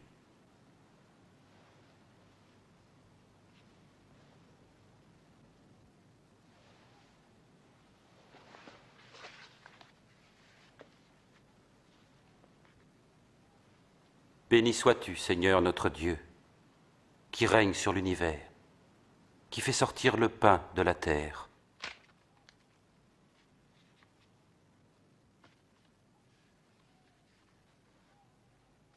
Ceci est mon corps qui est donné pour vous. Faites ceci en mémoire de moi.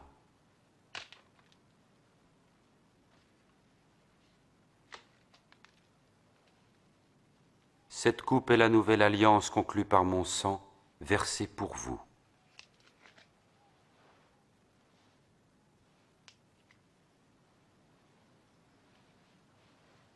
Mais voici, celui qui va me trahir est ici à table avec moi. Certes, le Fils de l'homme s'en va selon ce que Dieu a décidé, mais malheur à l'homme par qui il est trahi. C'est impossible. Je ne peux pas y croire. Impossible. Dis-nous son nom, Seigneur.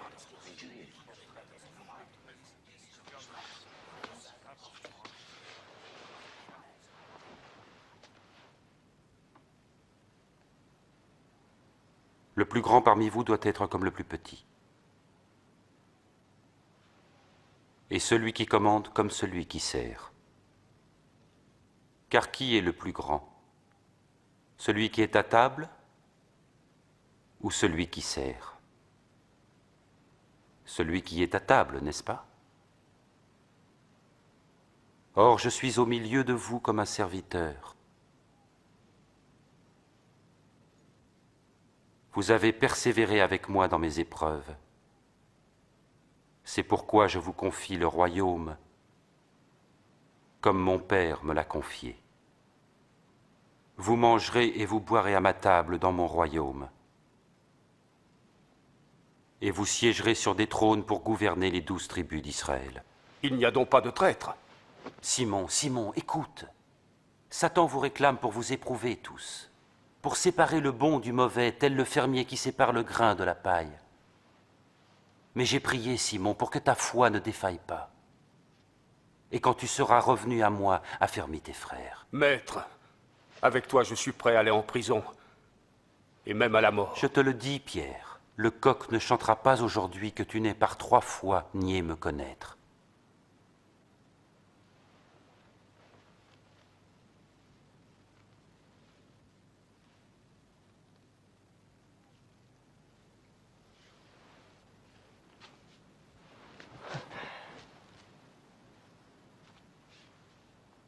Quand je vous ai envoyé sans bourse, ni sac, ni sandales, qu'est-ce qui vous manquait? Rien.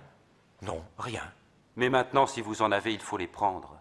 Que celui qui n'a pas d'épée vende son manteau pour s'en acheter une. Car je vous le dis, il est écrit à mon sujet, il a été mis au nombre des criminels. Et tout ce qui me concerne va être accompli. Maître, regarde, j'ai là 2 épées.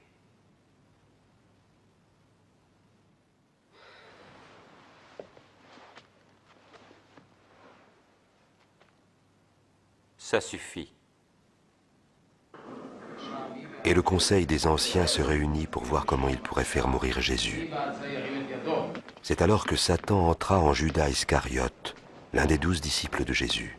Il alla les trouver pour mettre sur pied un piège. Jésus quitta Jérusalem et se rendit au mont des Oliviers pour prier.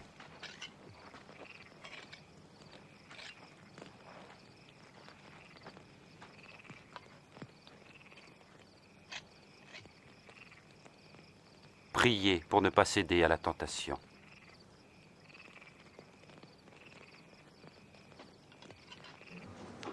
Judas Iscariote trahit Jésus pour 30 pièces d'argent.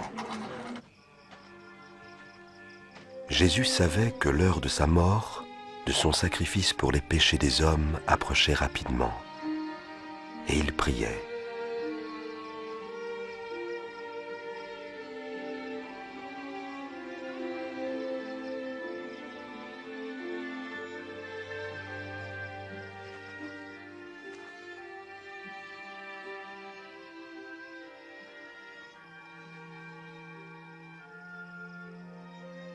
Père, si toi tu le veux,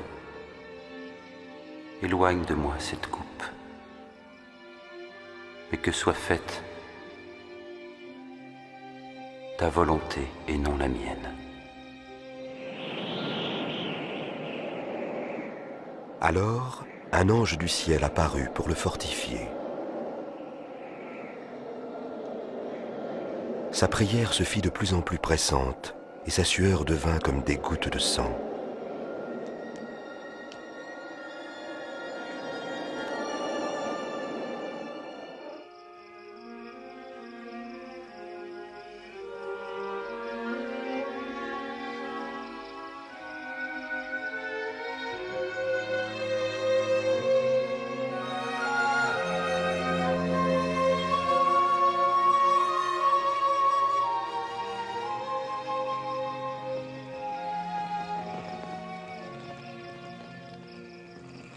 Pourquoi dormez-vous? Levez-vous et priez pour ne pas céder à la tentation.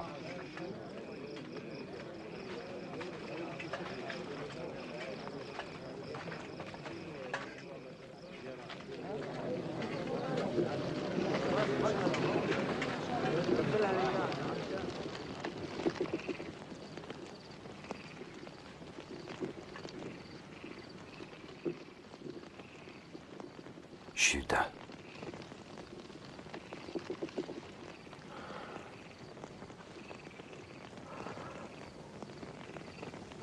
C'est par un baiser que tu trahis le Fils de l'homme.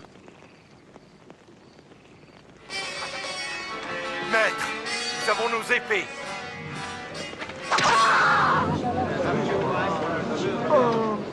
Allez, arrêtons-le. Assez, ça suffit.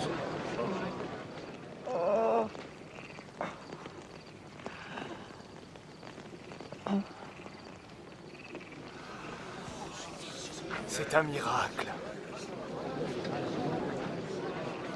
Vous êtes venu avec des épées et des gourdins comme pour un bandit. J'étais avec vous chaque jour dans le temple et vous n'avez pas mis la main sur moi.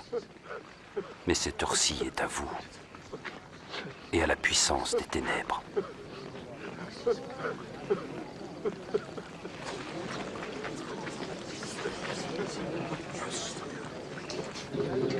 Arrêtez-le.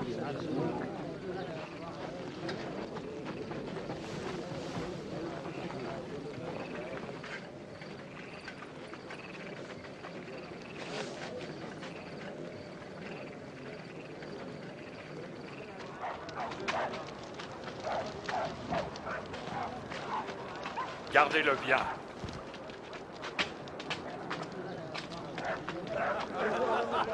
Les soldats l'emmenèrent dans la cour, le brutalisèrent et se moquèrent de lui. Et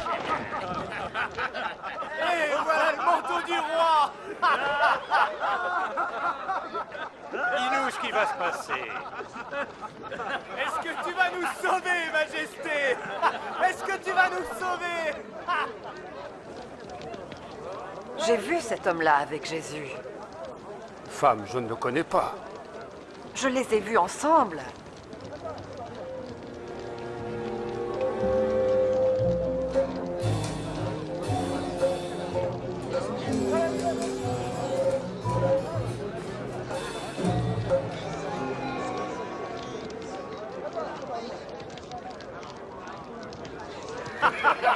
Nous sommes tes humbles serviteurs.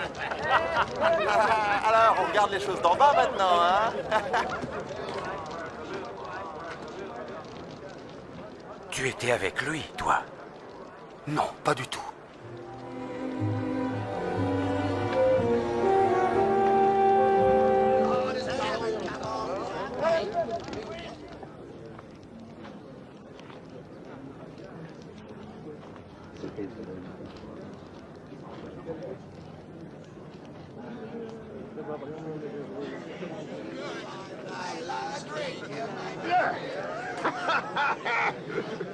Cet homme-là était certainement avec Jésus. Parce que lui aussi est galiléen. Oh, va-t'en! Je ne sais pas du tout de quoi tu parles.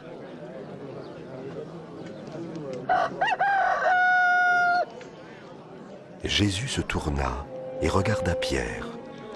Alors Pierre se souvint de ce que le Seigneur lui avait dit. Le coq ne chantera pas aujourd'hui que tu n'aies par 3 fois nié me connaître.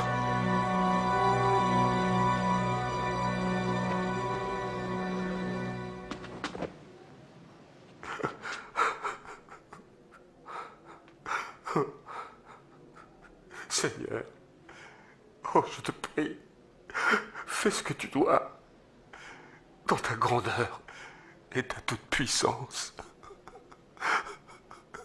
Toi, qui pardonnas à nos pères quand ils se révoltèrent contre ta parole. Toi, qui te mis en colère contre eux, mais qui ne les a pas détruits. Toi, qui, à cause de ton amour pour eux et à cause de ton alliance, les a épargnés.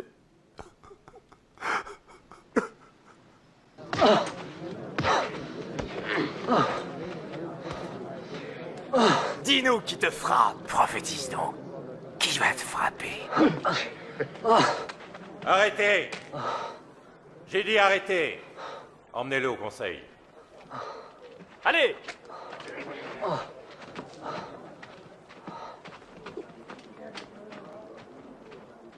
Le conseil religieux se réunit pour interroger Jésus.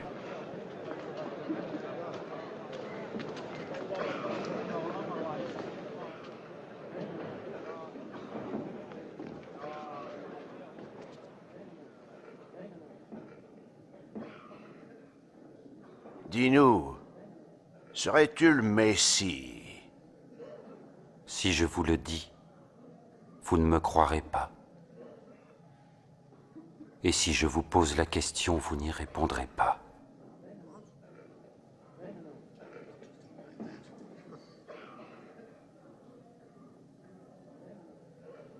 Mais dès maintenant, le Fils de l'homme sera assis à la droite du Dieu très-puissant. Tu es donc le Fils de Dieu? Oui, tu le dis. Blasphème! De quel droit parle-t-il ainsi? Blasphème! Coupable. Nous avons tous entendu ces paroles.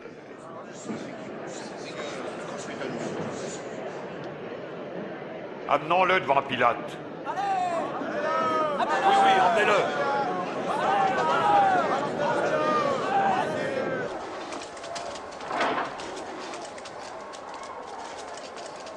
Allez.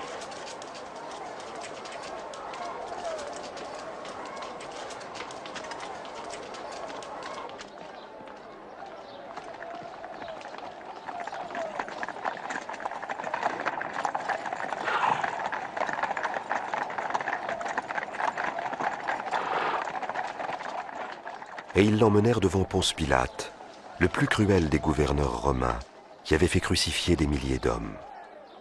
Et que cherchez-vous ici, d'aussi bonne heure le matin? Cet homme jette le trouble parmi notre peuple. Il a causé une émeute au marché du temple. Quelle sera sa punition?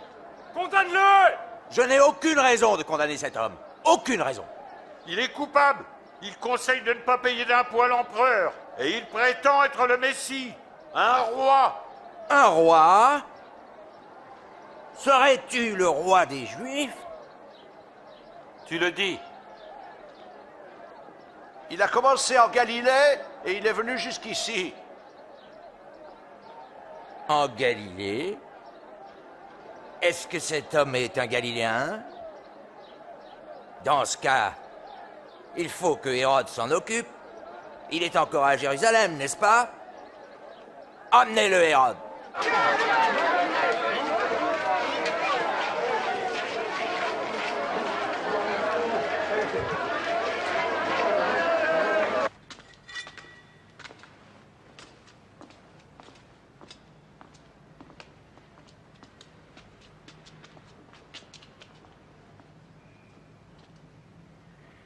Eh bien, qui donc prétends-tu être?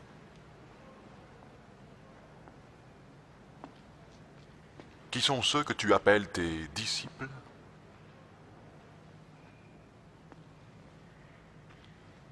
Beaucoup disent que tu accomplis des miracles.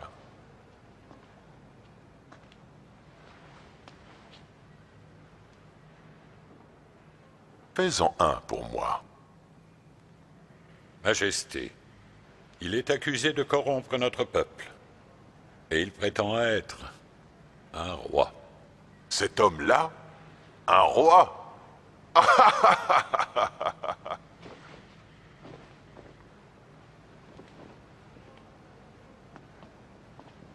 Votre Majesté... Frappez-le, fort!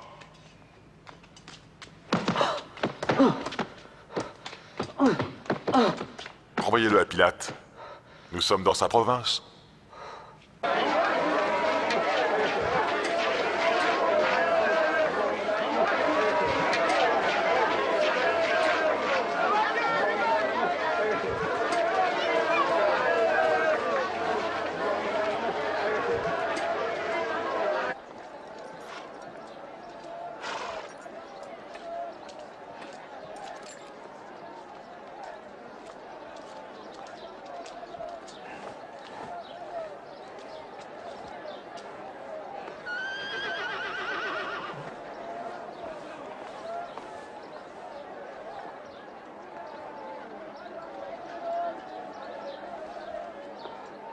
Cet homme n'a rien fait qui mérite la sentence de mort.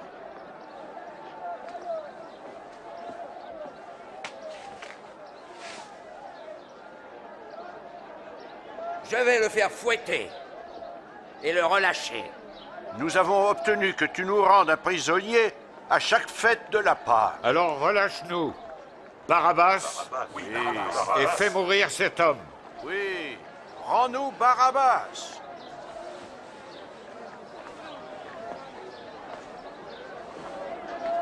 Crucifie-le! Oui, crucifie-le! Quoi? Fouettez-le!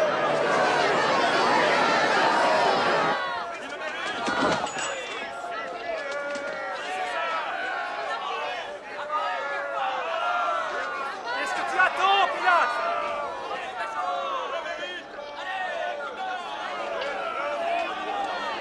C'est Jésus! Pourquoi le torturez-vous?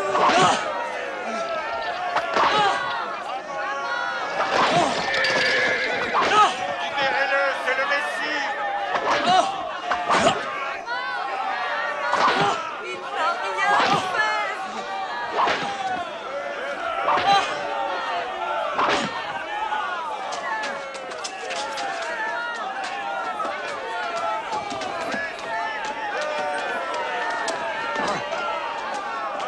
Relevez-le. Mais ils continuaient à crier leur haine, exigeant sa crucifixion. Pilate alors décida de satisfaire à leur demande. Il relâcha donc celui qu'il réclamait, Barabbas, emprisonné pour une émeute et un meurtre, et leur livra Jésus pour qu'il fasse de lui ce qu'il voulait.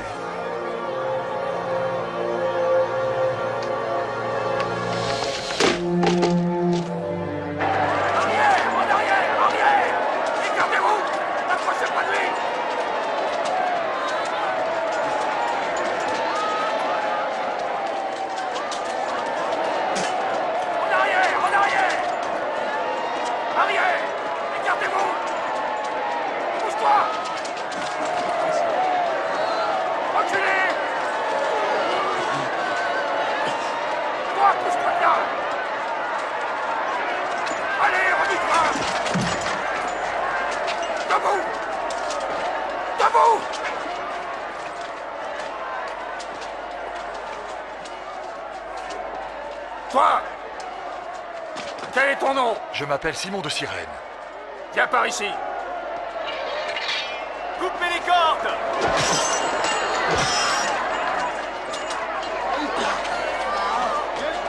Toi, porte-la. Allez, avance. Arrière.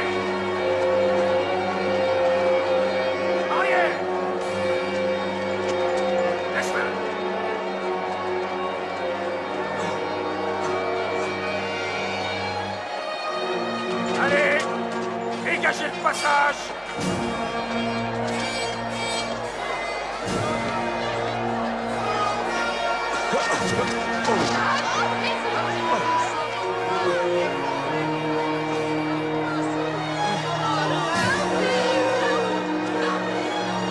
Arrière, reculez!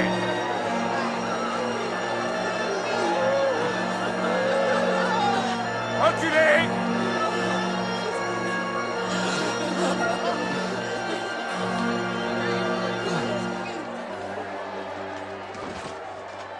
Nous pleurons pour toi, Seigneur. Bois ceci.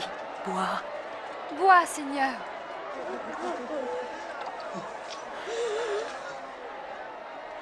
Femme de Jérusalem, ne pleurez pas pour moi, mais plutôt pour vous-même et pour vos enfants. Car je vous le dis, si l'on traite ainsi le bois vert, que fera-t-on du bois mort? Que Dieu te vienne en aide. Nous prierons pour toi.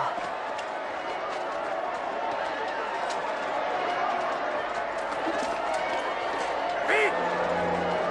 Plus vite, vas-y! Allez! Plus vite! Plus vite, vas-y! Vite! Allez-y, avancez plus vite! Plus vite! Plus vite, allez! Avance! Vas-y maintenant! Accélère!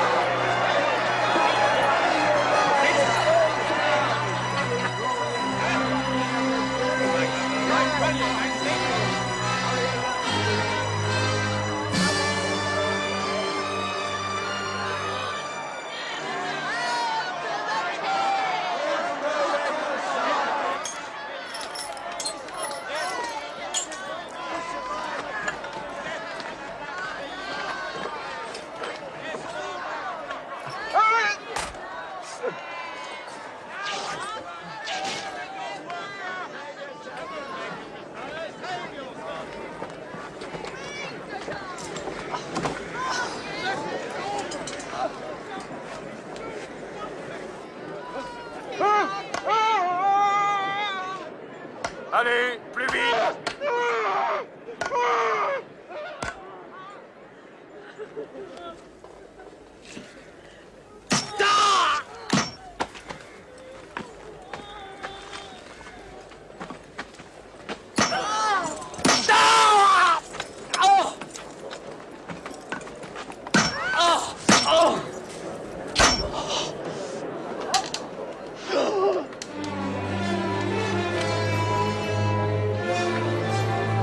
Hissez la croix!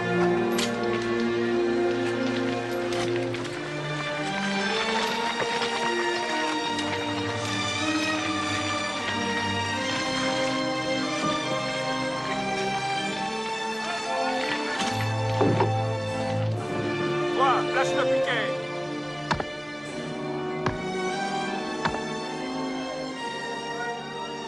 Enlevez les cordes!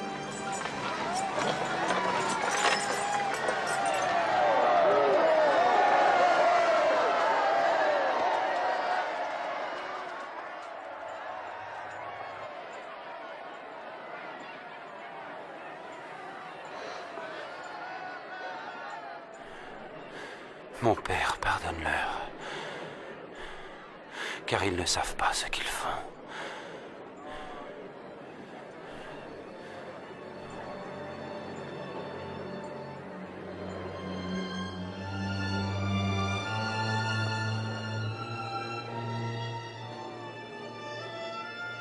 Il en a sauvé d'autres.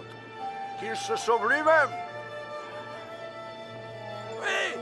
Si tu es le Messie, sauve-toi toi-même et descends de la croix! Montre-nous un de tes miracles!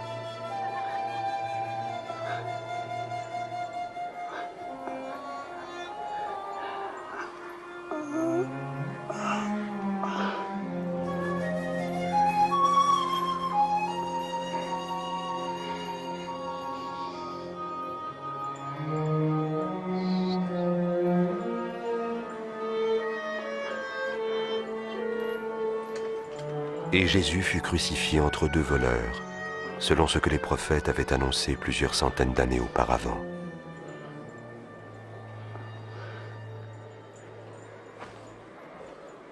Hé soldats, voici la tunique d'un mystique. La voici. Ne la déchire pas. Et attends donc. On va la jouer. D'accord. Voilà, d'accord. J'ai perdu. Vas-y, à toi. Ah, j'ai perdu aussi. Ah, tu as gagné. Tu as de la chance. Qu'est-ce que tu vas en faire?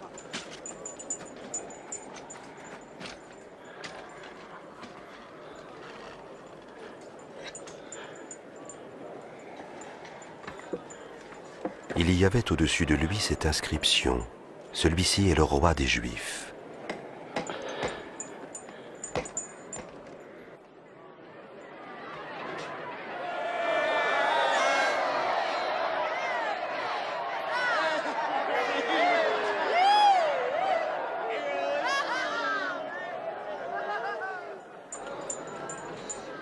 Sauve-toi toi-même si tu es le roi des Juifs.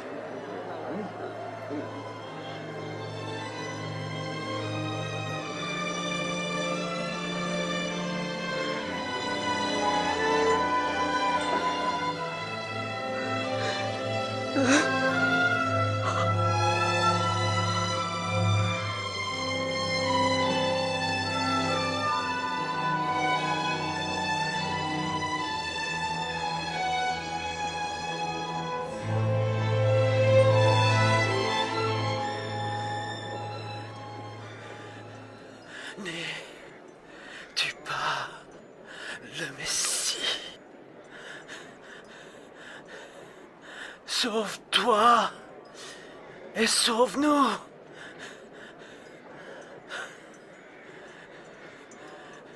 Ne crains-tu pas Dieu? Il reçoit la même sentence que toi. Or, lui n'a rien fait de mal.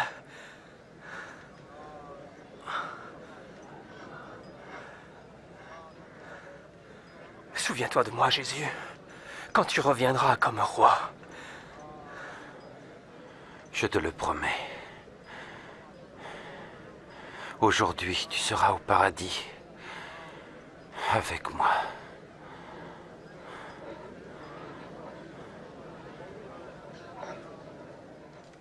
Il était environ midi, et l'obscurité se fit sur tout le pays jusqu'à 3 heures.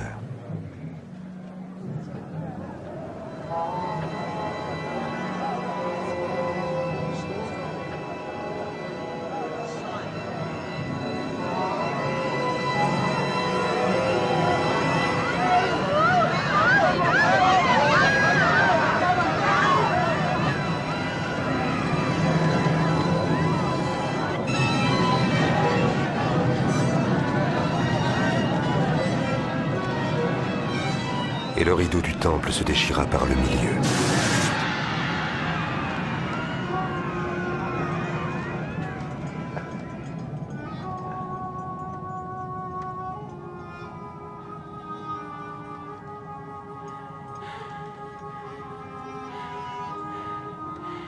Père,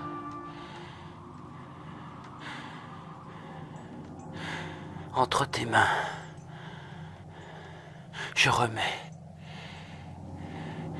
mon esprit.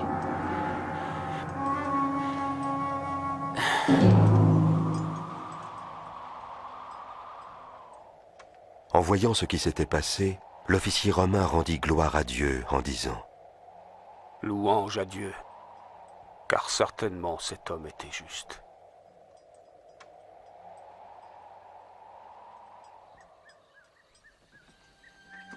Joseph d'Arimathie, un homme honnête, membre du conseil mais qui n'avait pas approuvé son action, obtint de Pilate le corps de Jésus. Il voulait le déposer dans un tombeau avant que le sabbat ne commence au coucher du soleil.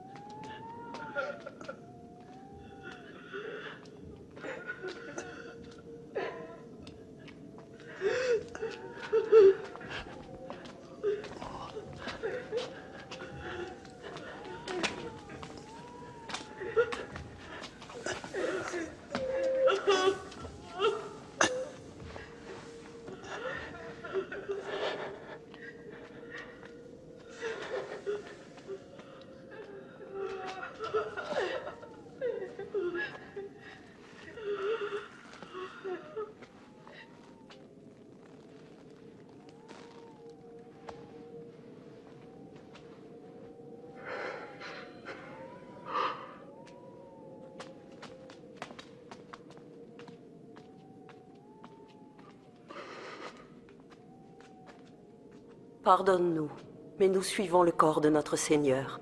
Vous êtes bienvenus. Mais venez, le sabbat va commencer.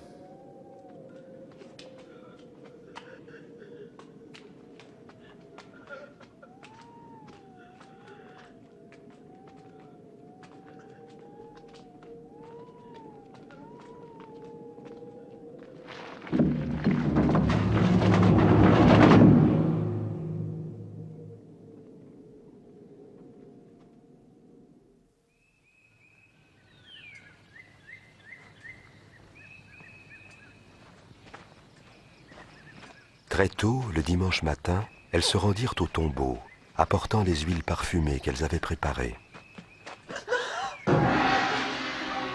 Elles trouvèrent la pierre roulée devant le tombeau, et quand elles entrèrent, elles s'aperçurent que le corps du Seigneur avait disparu.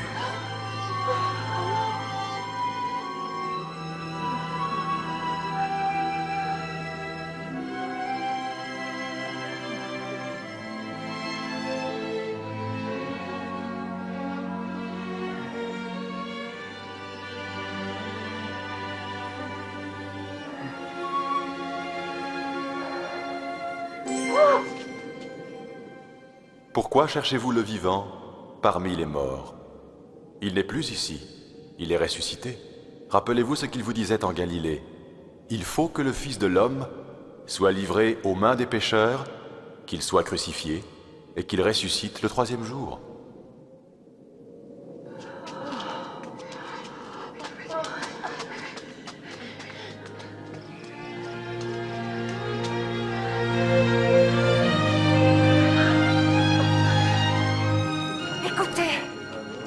Était roulée.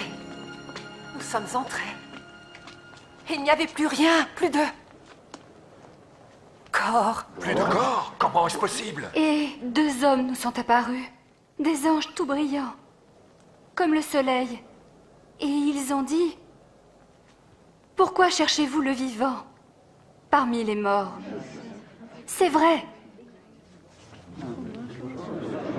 Oui, c'est vrai. Oui, croyez-nous. Allez voir vous-même. Le tombeau est vide. Notre Seigneur n'est plus là. C'est vrai, Pierre. Il faut nous croire.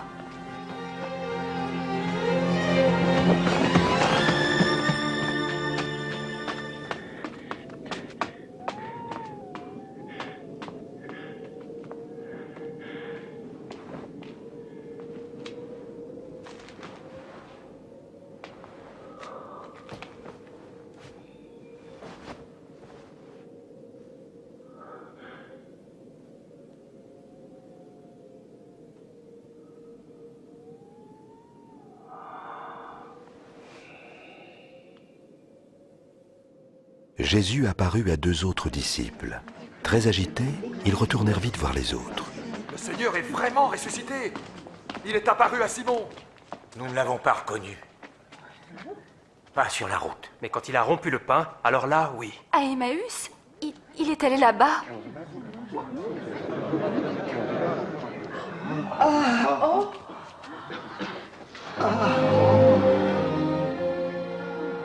La paix soit avec vous.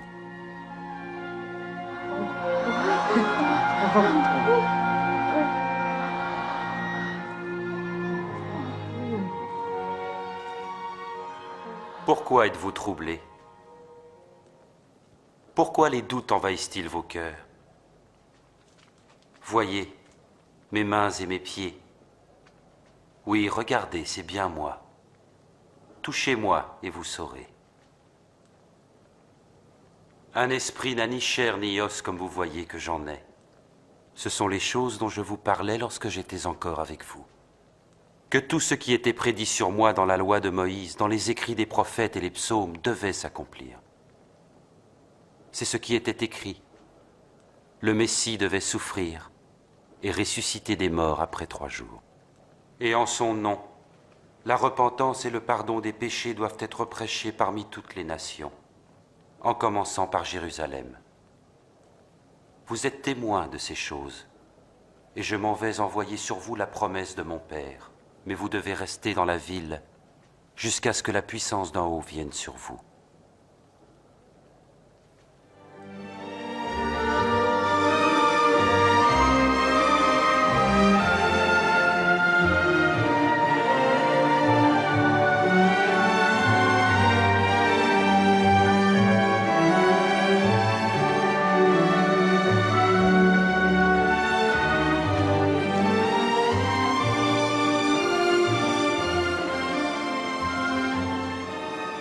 Que Dieu vous bénisse et vous garde.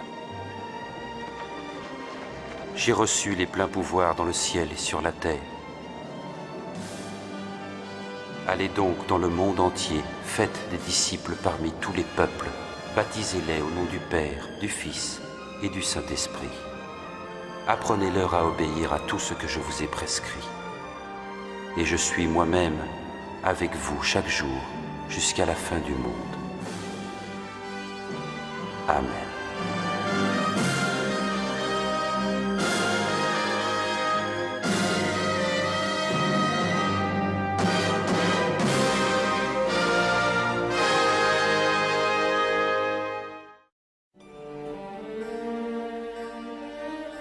Dans les Saintes Écritures, Dieu déclare que le Messie viendrait pour être le sauveur du monde.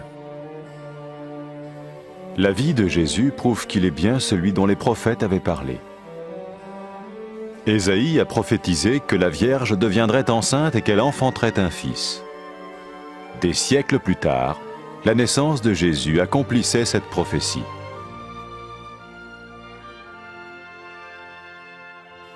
Les Saintes Écritures déclaraient que le saint à naître serait appelé le Fils de Dieu. Cela signifiait que Jésus serait le Fils de Dieu au sens spirituel et non au sens physique. Nous le voyons par sa manière de vivre. Il a guéri des malades, il a pardonné leurs péchés, les a ramenés à Dieu et leur a promis une place dans le royaume éternel de Dieu. Il s'est offert lui-même en sacrifice pour le péché à leur place. Puis il est revenu à la vie, victorieux sur la mort selon le plan de Dieu.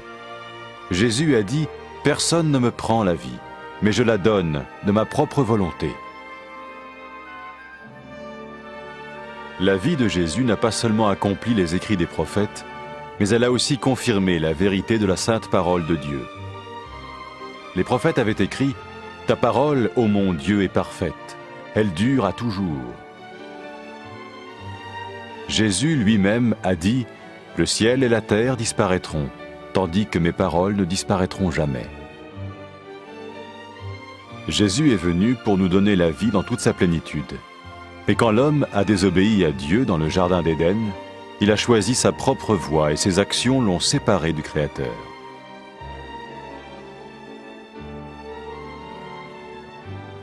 Les Saintes Écritures déclarent que tous ont péché et que le salaire que paye le péché, c'est la mort. Il s'agit de la mort spirituelle, éternelle séparation d'avec Dieu. Mais tout comme Dieu a donné un bélier pour qu'il meure à la place du fils d'Abraham, ainsi il a envoyé Jésus, le Messie, mourir à notre place. Sa vie, sa mort et sa résurrection restaurent la relation entre Dieu et tous ceux qui mettent leur confiance en lui. Maintenant, non seulement Jésus pardonne les péchés de ceux qui le suivent, mais il les sauve aussi du jugement éternel de Dieu. Ils sont sûrs d'aller au paradis et de vivre avec lui pour toujours. C'est cette vie et cette liberté de la culpabilité et du pouvoir du péché que Jésus offre à chacun aujourd'hui. Cela ne veut pas dire suivre une religion, mais choisir d'avoir foi en Jésus qui dit « Je me tiens à la porte et je frappe. Si quelqu'un entend ma voix et ouvre la porte, j'entrerai chez lui. » Cela veut dire se tourner vers Dieu et croire que Jésus vient dans nos vies pardonner nos péchés et nous rendre tels qu'il veut que nous soyons. Il ne suffit pas d'approuver intellectuellement ce qu'il dit, ni de vivre une expérience émotionnelle. Nous le recevons par grâce, au moyen de la foi, par un acte de notre volonté. Lorsque quelqu'un est prêt à suivre Jésus le Messie, il peut lui parler par une simple prière. Peut-être êtes-vous prêt maintenant à ouvrir votre vie à Dieu. Si oui, vous pouvez vous joindre à la prière suivante, silencieusement, dans votre cœur. Seigneur Jésus, j'ai besoin de toi.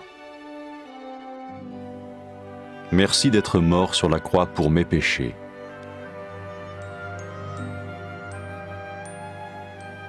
Je confesse mes péchés et je m'en repens.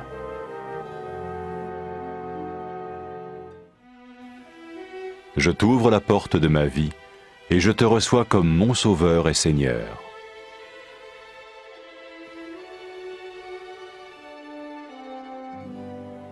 merci de me pardonner mes péchés et de me donner la vie éternelle.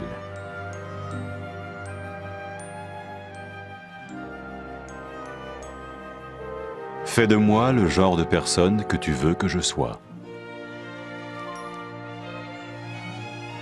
Maintenant que je deviens l'un de ceux qui te suivent. Amen.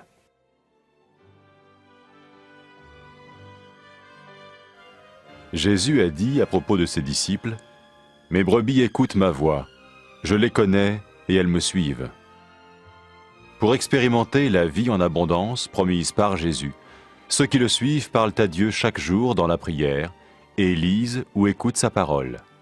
Ils parlent de lui à d'autres personnes et rencontrent régulièrement ceux qui l'aiment et le suivent. N'oubliez pas sa merveilleuse promesse. Tout pouvoir m'a été donné dans le ciel et sur la terre. Et sachez-le, je vais être avec vous tous les jours jusqu'à la fin du monde.